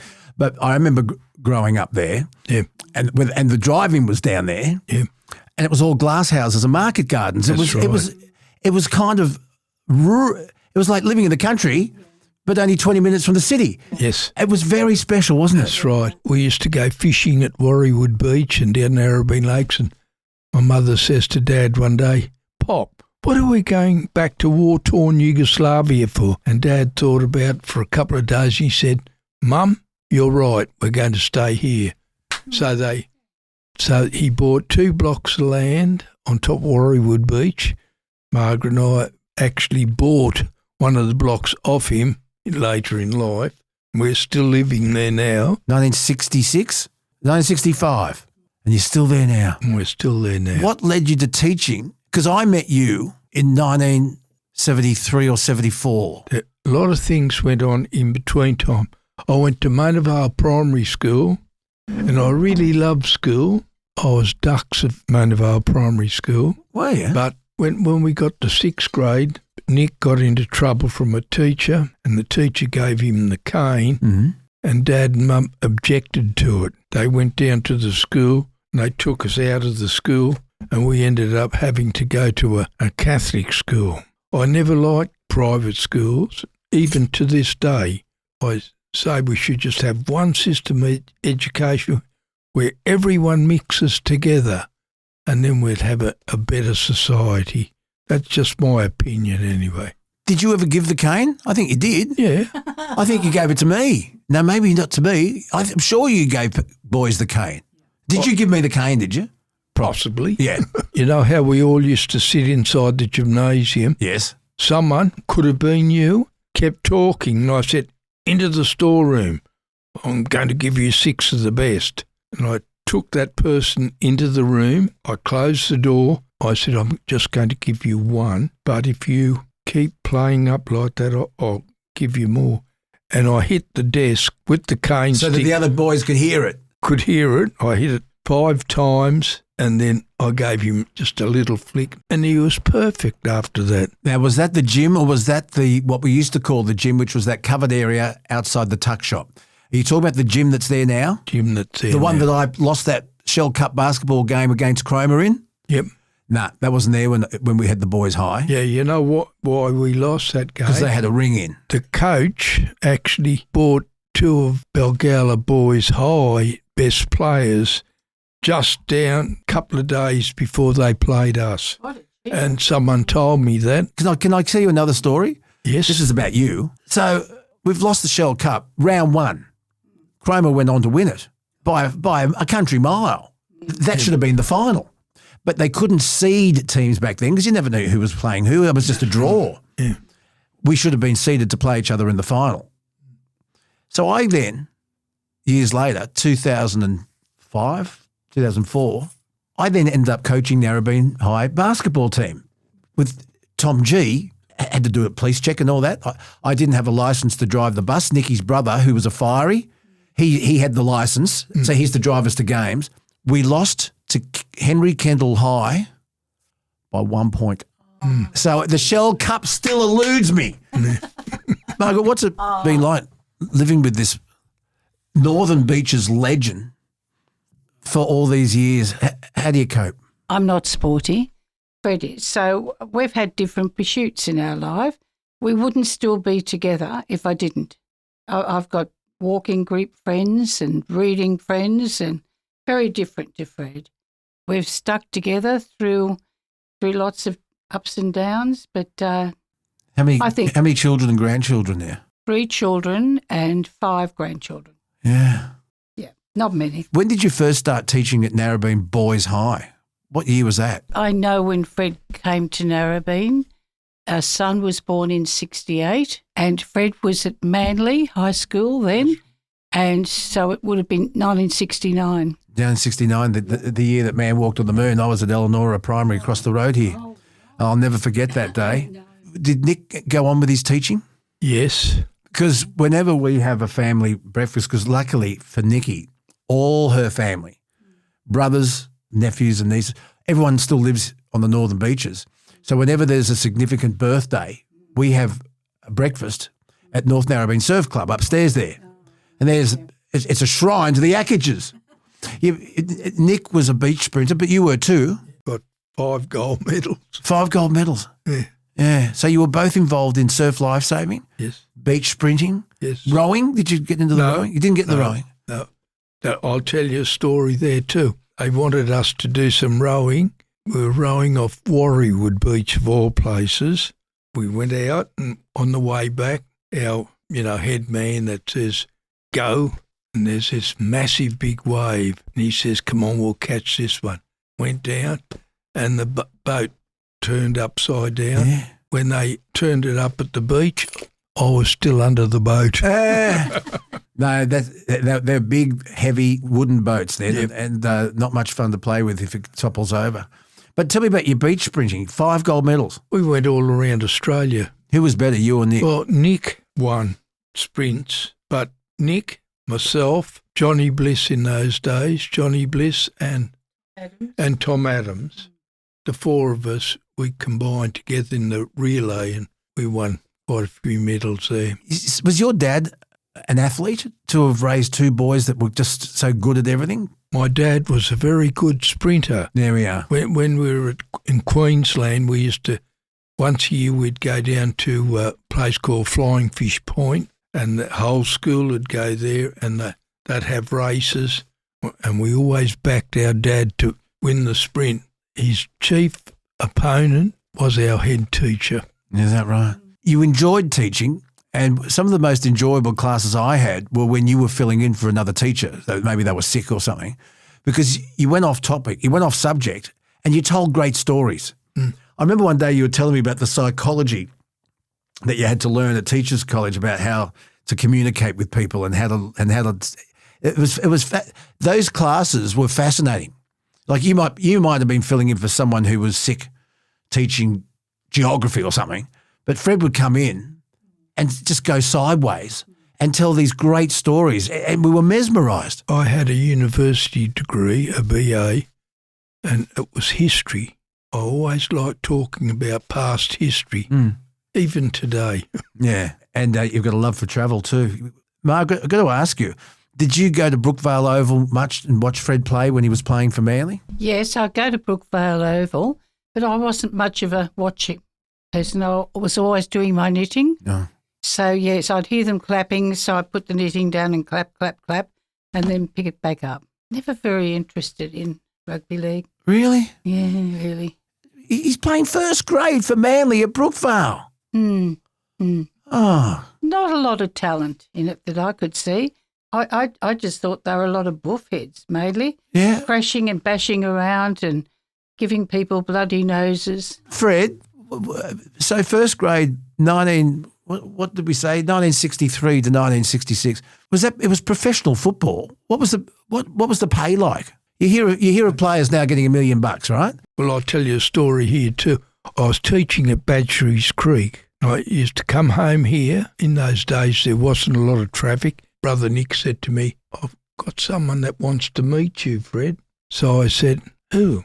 And he said, no, I won't tell you now. Come with me when we've finished lunch. I went to the old rugby league club at Brookie. Anyway, I walked in and Brother Nick takes me over. There's this guy sitting behind a table with all these papers there. Brother Nick says, meet Ken Arthurson. No, Arco. Having spent the last 50 years of my life in the game of rugby league, I didn't think I'd ever see the day that clubs would lower their pride enough to forfeit competition points simply because they never had enough guts to get their players to recognise their contractual obligations. Arco, and I shook his hand and he said, Fred, I want you to just put your name here. And I didn't know what a contract was. Put my name there, and he says, okay, you're part of it. You signed up? Yeah, I didn't know what a contract was. And what was it for? How much money? It was about... I can't remember it ever being more than 2,000, but before 66, that was pretty good. That was pounds. That's big money. Yeah. Well, when you played the game, if you played first grade and you won, you got £30. If you had a draw, £15, and if you lost, £7. I was a teacher and a head teacher, and I was on £18 a fortnight. So I was getting more out of playing football than I was as a teacher. Wow. And that's probably the reason why men don't flock to teaching these days, because the pay compared with other professions, not in the same boat. But it's a really important profession. I think the same for nurses. So how did Ken Arthurson, the great Arco, how did he discover you? Where did he watch you play? Brother Nick brought me there. Loved Nick. He thought he was wonderful. And Nick was very fast. He was faster than you, Fred, wasn't he? Yeah. Oh, well... okay, well, never measured it, but... But how did Ken Arthurson put a contract in front of you if he's never seen you play? He just went on Nick's word? Probably. Wow. On Nick's word, yeah. And the other thing was I was going to sign up and play with Canterbury Bankstown because I knew the gardeners who lived close to us here at Warriewood. I was going to go and trial with them. That's where Nick says no. Was this back in the time when you had to live in the right postcode to represent, you had to live in the area that you represented? You're supposed to. So you're living at Warriewood, and so you had to play for Man. Well, I was teaching at Badgerys Creek, so no one knew where I was half the time. I remember there used to be a lot of Manly players that came from this area, and I'll use the word tribalism. You know, you really did feel as though it was your tribe that was playing because they were people who lived. I saw, I remember Graham Eadie and Bob Fulton coming to our school for a coaching clinic, which you probably organised, and Russell Gartner and Igor, Terry Randall. I taught Terry at Manly Boys High. He was ferocious. Yeah. He was ferocious. And Phil Blake and his brother. There used to be a lot of Manly locals in that Manly team, but it's all changed now, hasn't it? That's a sad thing. The state of origin changed rugby league for me when it was real Queenslanders who'd played their junior football in Queensland, because they all were magnetised to Sydney. You know, that was the big league, the Sydney Rugby League competition. And the New South Wales-Queensland clashes, well, the New South Wales side had Queenslanders in it because they were playing club football in Sydney. But that 1980 State of Origin game. He's lost the ball. Beautiful pass there to Eadie. Then to Anderson. Anderson's into the clear, but look at this defence from behind. Brad Becker, he was going like a train. Anderson didn't know what hit him. There's the hooter, the crowd comes on, the referees call the game on. State of Origin game, Arthur Beetson, captain coach of Queensland, Tommy Radonicus, number 7, 5'8" for New South Wales. I think Mick Cronin, who was the Parramatta centre, got clocked by Beetson, and they were teammates. And then that's when we knew it was real. Do you enjoy State of Origin? Love it. Instead of having 3, I'd have 5. Best of 5. No one to be walking, Fred. No, play 5 and whoever wins the most. Best of 5.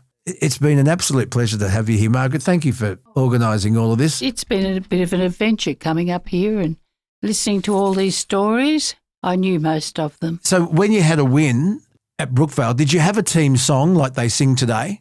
Do you remember what the team song? We are the Manly boys. We had a win today. Oh, we are the boys you know of. We showed them how to play. Did you sing that? Manly boys are. I won't sing it all. Go on. Come on. The Manly boys are on the piss again. Well, it hasn't changed much. So cheer, boys, cheer. We are together every now and then. We have a win. Have a win. We will play them all around at our home already ground if they'll always play a fair and honest game. So guzzle, guzzle, guzzle as we pour it down our muzzle and sing out. See, this is politically incorrect. I'm amazed they're allowed to do it. Yeah. It is a bit, but you had a similar song that involved alcohol. But you weren't a big drinker. No. You still not? No, I didn't start drinking until I was about 21, 22. And I used to go down to Brookie pub after training. The Brookie Rex? Yeah, with Fulton. Bob Fulton. Did you play with Bob Fulton? Yeah, a few games, yeah. What was it like playing with the immortal? Well, can I just say one thing about Fulton? I never liked Fulton, and I'll tell you the reason why. When we'd go down to Brookvale pub for a beer after training, as soon as it came to his shout, he'd take off, and he did this about 5 times. Next time he came down, I said, "You're going to shout first because you took off." I can't even stay tonight. And he took off straight away. And so I never drank with him after that. He was the stingiest guy I ever came across. How good was he? Oh, he's a good footballer. Anyone that made first grade had talent, put it that way. I don't think you'd make first grade if you didn't have any talent. You had plenty. It's been great to see you again. Yeah. We're going to solve all the lives' problems on the Man Cave with the Vice Captain very, very soon. Stop listening to the AM dial, to the boring AM shows. Sick and tired of counting sheep, but they're talking that never flows. And stop apologising for the things you've never done. Time is short, life at night. Oh, it's up to us to tune to a show called The Man Cave. Yeah, to a show with Adam. Time for our weekly dose of Man Cave with a very rugged up Vice Captain this morning. You're looking a bit Balmain, or is that a Triple M beanie that you've stolen? No, that's the... It's a Triple M beanie. It's the Triple M beanie. It's the only piece of merchandise I got out of those 7 years that we worked there. That's all I've got. Oh, well, that was very generous, wasn't it? Very generous. And I think I did swipe it. It was off my desk, probably. And I would have swiped it out of the promotions box, along with a beer cooler or two. Will that beanie be worth anything on eBay down the track? Oh, once it's on my head, for sure. For sure. Speaking of iconic merchandise, isn't it a shame that Triple M got rid of the iconic Dr. Dan, the guitarist with the wings? Yes. I mean, why? I couldn't. You've got a marketing logo completely unique and so on brand, and it just disappeared overnight, like Ronald McDonald. Yeah, I think it's interesting that how companies make these decisions. It'd be like Coca-Cola getting rid of their dynamic ribbon swirl. You know, like it's synonymous with Triple M. I don't understand it. Like, I don't understand it. Yeah. They've obviously had a meeting with some marketing guru with a ponytail, or maybe not. Certainly a man bun and an earring. And they've said, oh, no, that's old-fashioned now. Let's get rid of it. Why do you get rid of something that was such an on-brand, iconic symbol? Yeah, my dad used to say, if it's not broken, don't fix it. Yeah, I was about to say, imagine Coca-Cola changing their logo. It would be madness, wouldn't it? It would, and it's synonymous with the brand. Like you don't have to put the 3 M's underneath it. You know, Dr. Dan, that's it. That's Triple M. And companies do it. Like I think Pepsi did it. Pepsi changed their logo. A lot of people do it and update and think, oh, we're going to go in a new direction. But it's not broken, don't fix. I wanted to ask you a question about something that's been in the news this week, Brother Adam. Yes. And I'll be talking to David Littleproud next time I talk to him about this as well. You know as well as I do that home invasions, juvenile crime is out of control in this country.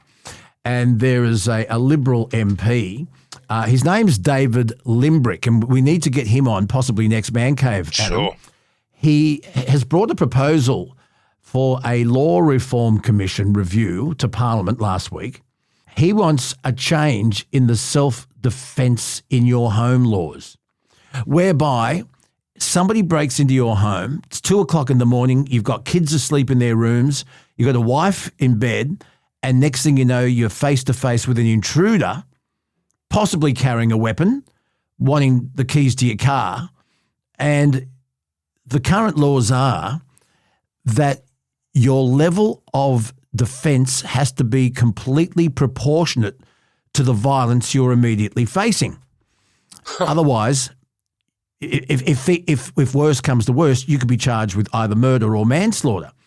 Now, I've always struggled with this idea, Adam, because, and I'll let you have your say in a second, but you say you wake up, there's a noise, and there's an intruder in your home. You have no idea what weapons they're carrying unless you can see it, but someone's in your home and you've got your loving family that you want to protect, and your adrenaline is now surging at 200%. How do you know what level you're allowed, what level of violence you're allowed to use in order to protect your family? What are your thoughts on all of this? If you come into my house, that's on you. Like, laws aside, if you come into my house, if you're inside my house and you're not invited and you're looking to steal or to do harm, I've got no shame of what I will do to you. You're not supposed to be there. It is my kingdom. It's my home. It's my safe place. You will be punished. And I think the laws... It's your castle. Absolutely. And the laws should be, how, like if something happens and it goes to court, how do they determine, he was going to do this or he proposed to do this? Like, you're there defending your possessions and most importantly, your family. So if you went to my house right now, behind the front door, there's a wooden baseball bat. Next to my sliding door on my balcony, there's another one. Like, this is your safe place. Like, you have to feel safe, and I will do whatever it takes to defend it. Luckily, because of our gun laws, you're not likely to pull out a gun and shoot someone dead. No. Which is what happens in America. But if you clobber somebody over the head with a baseball bat and kill them, you're in a hell of a lot of trouble. And the law currently states that act that you performed was not proportionate to the danger you were facing. How do you know that in the middle of the night when your adrenaline's running? Exactly right. And who determines how proportionate it is? Who determines? The judge? He wasn't there. He didn't see what was happening. He wasn't, like you said, he didn't have that adrenaline. Like, it is a tough call, but they should draw the line in the sand to say if you're breaking into someone's house, that's on you, man. Like, you reap what you sow. There have been a couple of issues, a couple of examples here. One of them was a guy that assaulted someone after he broke into his home. The guy retreated, but the guy then chased him down the street and still clobbered him. He was in a lot of trouble. So as soon as someone puts their hands up and tries to retreat from your home, the law currently states that's the end of it. You've got to let them go. You can't pursue them. Yeah, I'm happy with that. Like, once they're out of your house, they're gone. You're done. Don't worry about it. Move on. Call the police. Get them to sort it out. But if you're in my house and I'm face to face, good luck. Let's ask our listeners for some feedback on this.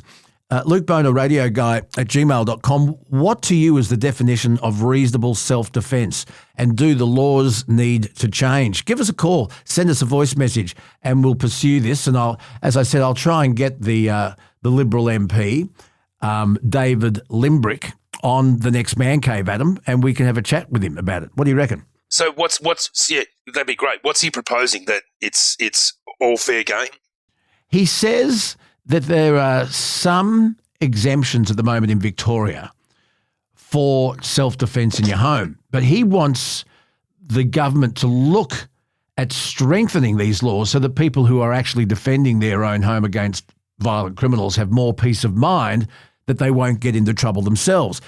Do you think there is a worry here that people might become extra exuberant? Well, there probably will be, but that perpetrator is in someone else's home, so it's on them. Like, it does. I don't see it being an issue. Like, you're somewhere where you should not be trying to do something you should not be doing. So, for lack of a better word, fuck you. You've put yourself into this situation. It's on you. Because the gun laws, it's been argued, I don't know whether or not necessarily I agree, I'm going to have to give it a lot more thought, but the looser gun laws they have in the United States, the right to bear arms, there are people who argue that law acts as a deterrent to somebody breaking into your home because they know full well they may get shot. Yeah, it's that whole thing where if everyone's got a gun, people are nervous. You know, like it's that sort of, you've got to be standoffish because you know they're going to be gun. Like, I grew up with guns on the mantelpiece. Like, my father was a shooter. He was military. I get guns. I've got no issue with them.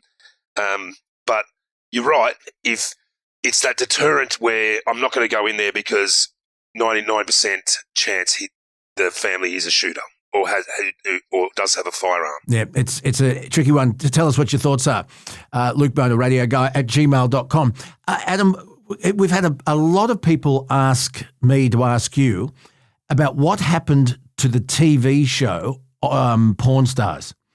It was a huge hit, I think, on A&E, wasn't it? Yeah, it was on A&E, About a pawn shop run by a family. There was the grandfather, the father, and the Chumley, the bumbling son. And Chumley was a family friend. So Corey was the son and Chumley was the dud friend. Yeah, okay. People want to know how authentic it was, why there's now very little interest in it, even in the reruns. What happened to Porn Stars? Where did they go wrong? And, sorry, my second question to you, Vice Captain, is, was it authentic? I don't think it was authentic. I think they would find people to say, yep, come into the store. Like, there was people that went into the store with like a Babe Ruth rookie baseball card, you know, like absolutely unheard of. A Jimi Hendrix left-handed guitar played at Woodstock with the Fireburn still on it, stuff like that. That's Who right. randomly walks into a... Exactly right. So why would someone take that in and say, I want to sell it or I want to pawn it? It was ridiculous. It was very interesting. Like, this is my game. I watched it. I thought it was fascinating to see these items walk in. But the biggest thing for me was when someone would walk in with something, they'd always say, "Oh, I'm going to call a friend down, and he'll have a look at it for you." The expert. So these blokes, they didn't really have any knowledge. They always relied on someone else. So in my game, knowledge is key, right? Like, I've got a good sense and a good basis of knowledge of shit that I know because I've been in this game for 25 years. But these guys always said, "Oh, I'm going to call an expert down. I'm going to call an expert down." Why the fuck would you go to a pawn shop to go get them to call someone else down to have a look and then tell them what it's worth? So the items in inverted commas that walked into the store was very interesting. It was all bullshit. The thing that I couldn't understand, and I'm an absolute novice at all of this, even though I've known you for a long time now, I'm still fairly ignorant. But one thing I do know is if you think you've got something really rare, really special, you wouldn't take it to a pawn shop that's got to put a huge markup on it for them to get the money out of it. Wouldn't you take it straight to an auction? Wouldn't you take it to auction, Adam? Absolutely, you take it to an auction because when you take it to an auction house, it opens up to the general public. So you open up to collectors as well as dealers. So that's what I keep telling my clients is the best reason to go for an auction house is because of my customer base. I think my Orbid's mail out goes out to over 180,000 people daily, what we send out. And the biggest thing for me, Luke, and I used to get asked this all the time, especially with Aussie pickers, was it genuine? And I'll tell you this right now. We were told we're going to go and see Jim. He's got some cars, and that was it. We weren't allowed to see photos. We weren't allowed to know what he had. There was nothing preset. So everything we did was legit, absolutely 100% legit. Like, I'd walk in there and I'd go, fucking wow, look at this stuff. The reactions were real. The stuff was real. The stock was real. The purchases were real. It was all legit. But Porn Stars, no, it was fabricated. Great viewing to start with. But I think the family totally capitulated. I think one of the boys went to jail for drugs. I think Chumley died. Like, it's once the old man died, I think Chumley died of something. But yeah, it all went. It was a real Hollywood story. The world fell in love with reality television, and then it got too much. And I think a lot of the reality TV we see now, probably all of it, is completely staged. And I think the worldwide audience now has said we're not going to be fooled anymore. I'm going to talk about this with Shane Adam Bassett, our entertainment expert, next time I talk to him. There is a huge worldwide, it could be a conspiracy theory, but there's a huge backlash against America's Got Talent, Great Britain's Got Talent, the Simon Cowell franchises. Because once upon a time it was genuine, where anyone off the street could come in and you would discover tomorrow's superstar.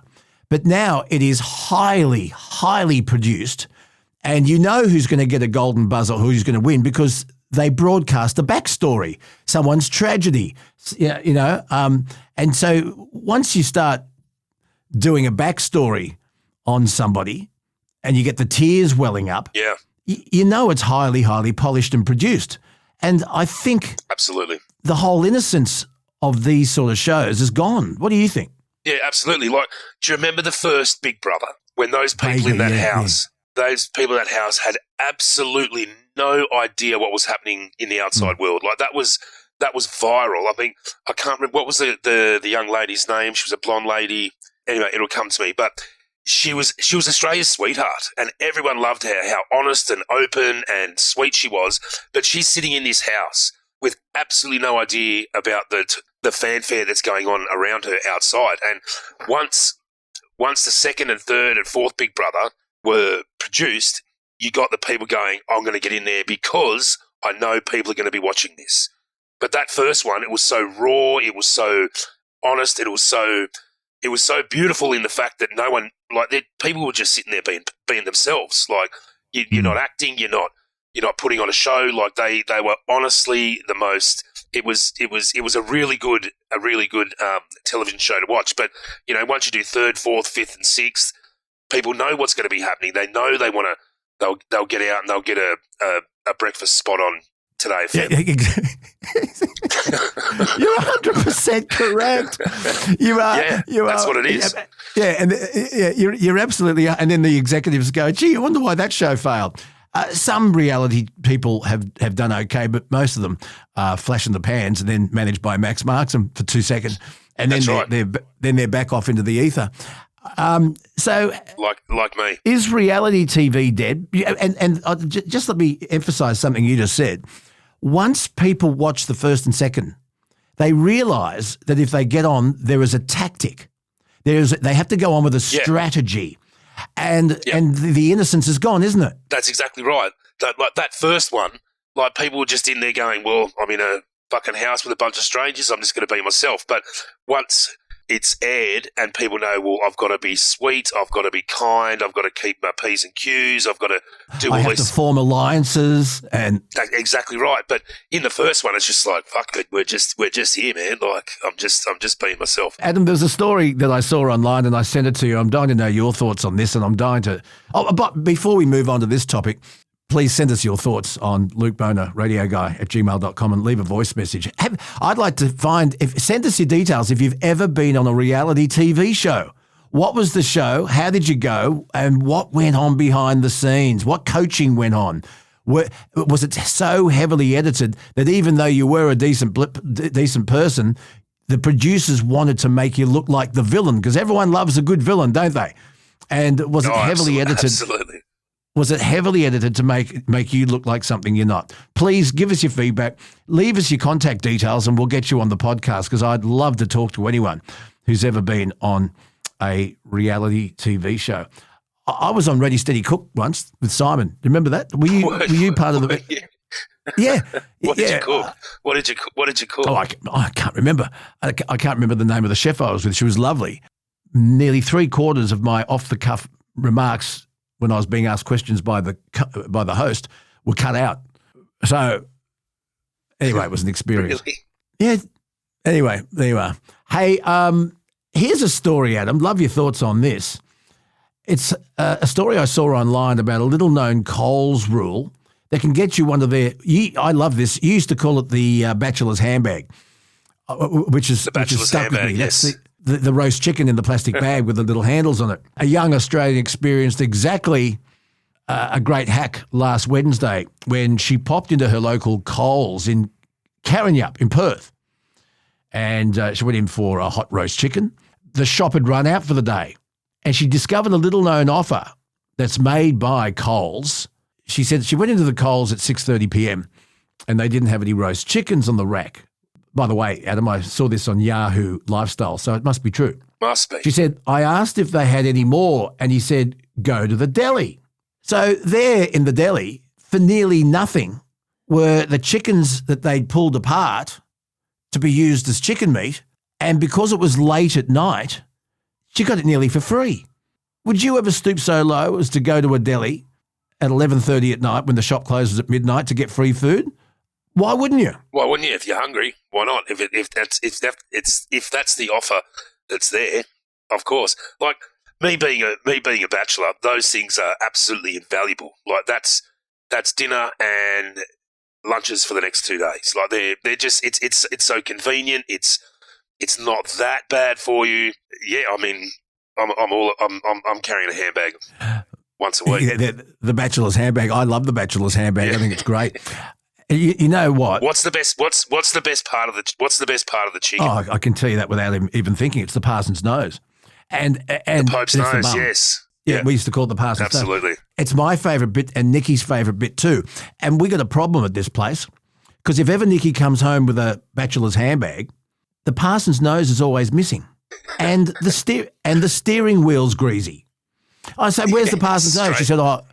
Where's the parson's nose? And she said, this particular chicken didn't have one. But her steering wheel's greasy. Adam, what's going on? It's the first thing I do because when I get one, I'll make my dinner and so I'll cook some potatoes and a salad, but then I totally debone it and put it in a container so I can make some wraps or sandwiches for the next couple of days. But that's the first thing that goes. Now, when I was on the night shift on Triple M, I had a fascinating caller, and I'm going to have to ask Thomas if he kept it because he's kept it just about everything, Thomas. By the way, congratulations to Thomas. Congratulations, Thomas. Yeah. He's got a full-time gig. He's now producing Ugly Phil O'Neill on 2GB, and I'm part of that show, 4:30 a.m. on Thursdays. So how good is that? It's great. He gave me a call, and he asked if he ever wanted me to get on. He'll give me a call, and I said, yeah, for sure, Thomas. But, yeah. Big congratulations, Thomas. He's a bit of a night owl, isn't he? Doesn't mind the night shift stuff. Isn't his name Ugly Phil? I don't know him. It used to be. Is he ugly? No, right. I don't think he is. He's always been known as Ugly Phil O'Neill. I call him Reasonably Attractive Phil now. But no, and he's a very good bloke. He's a very, very good bloke. I consider him a friend, and he's very, very intelligent. Anyway, when I was on Triple M, I got a phone call from a fellow who, with 2 or 3 others, they go dumpster diving. They go to Coles and Woolies to their loading docks round the back. They get food enough to feed their whole families and their families' families, and it's all being thrown out. And he said it depends on the mood of the security guard. He said most security guards go, I'm going to walk away now. I'll be back in 10 minutes because they're not allowed to let it go on. But they actually go dumpster diving. And they get hundreds and hundreds of dollars of good food for free. Gee, we throw away a lot, don't we? We do. I used to work with a single mum of 2 kids that she used to do it a lot. And she told me about it one day where you'd get like a packet of Granny Smith apples, right? They've been in the shelves for 2 days. They've got to rotate stock, so they put them in the bin. Absolutely nothing wrong with them. Like, absolutely nothing. There's no need to throw them out. There's no reason. But because more stock's coming in, they've got to rotate the stock. So we're such a wasteful society. And she said, man, I spend maybe $40 a week on groceries. The rest is dumpster diving. Dumpster diving. Her kids were fit and healthy. Like there was nothing wrong with it. Tell us, folks, have you ever gone dumpster diving? What have you found? How much have you saved? Tell us your story. Luke Boner, radio guy at gmail.com. Adam McDonald, General Manager of All Bids Auctions. What have you passed under the hammer this last week and what have you got coming up? Last week I had a genuine 1950s life-size Betty Boop figure. No way. Yeah, so this came out from an estate down the south coast. I sat there watching the sale close. It went from $700 to a shade over $2,000 in like 10 minutes. It was wonderful to watch. It was a very good result. And coming up, I've got a huge model car sale, and they're all Bathurst legends. The 118 scale classic collectibles. It's going to be online in a couple of weeks. But a very, very good sale. So, like, there's signed Peter Brock stuff. There's signed Dick Johnson stuff. It's a really strong sale. So, if you're into model cars, get on to allbids.com.au. Now, for those who don't know, just give us a bit of background on Betty Boop. I know Betty Boop was a cartoon character, and she appeared in those really early talk-a-toon type movies that you'd see in the lead up to the main attraction. She had short black hair with curls, big round eyes. Tell us about Betty Boop. So Betty Boop I think she started off as a coloured woman and then changed into a white woman from memory. But yeah, she started off as a cartoon character. She was a bit of a dancer. She loved the music, and it just became she became an absolute icon of the era. Tell me about this Peter Brock. These Peter Brock cars. What are these? Yeah, Peter Brock cars. So there's a company called Classic Collectibles that produce scale model cars. They produce scale model cars. It's a huge market. They're very, very collectible, and so they're exact replicas of. They'll have the 1989 Bathurst winner, the 1990 Bathurst winner, and they're absolutely perfect replicas of these cars. Yeah, it's a huge market. These model cars. I'm not a car collectible guy, but it's a huge market. So get involved. I mean, people pay up to $12, $15, $2,000 for one of these cars. They're very, very collectible. Thank you so much for bearing with us through episode 44. I'm going to hear that interview again, Kelsey. I'm going to hear it. I'm going to sign off now, and I'm going to go back and hear that again. This has been Luke Boner with The Millennial, episode 44, Bonafide with Luke Boner, where we don't tell you what to think, we just give you something to think about.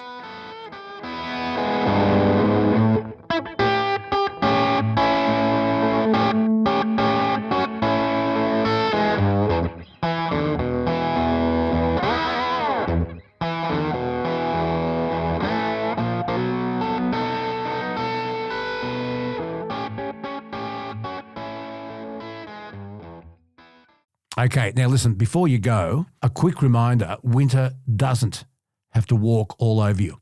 Get on the front foot. Nature Bee's Power Pollen. It is your winter defense kit. More energy, immune support, nutrients, antioxidants, and it's all in one beautiful little golden capsule. And you don't need to swallow the capsules whole either. I mean, you can just sprinkle it on your breakfast, on your porridge, in your smoothies, in your juice. Power Pollen's sweet, nutty taste is both a flavour and an energy boost. And it's proof that it's just Mother Nature. You can grab a 6-month supply for $160, and they're throwing in an extra month and 2 bars of their famous pollen and honey soap for free. Comes with a money-back guarantee, otherwise I wouldn't endorse it, and I've been taking it since the year 2000. Click the link in the description and order yours today and say goodbye to winter blues.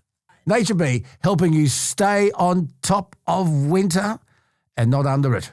And a big thanks to Nature Bee for powering up another Bonafide episode.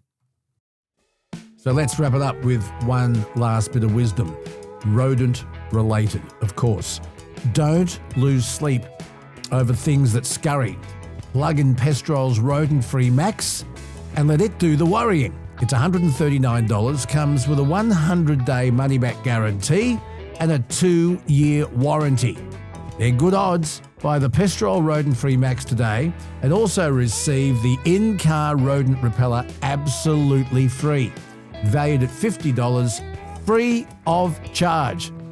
It's a limited time offer. And you have to use the code BONA, B-O-N-A. Links are in the description.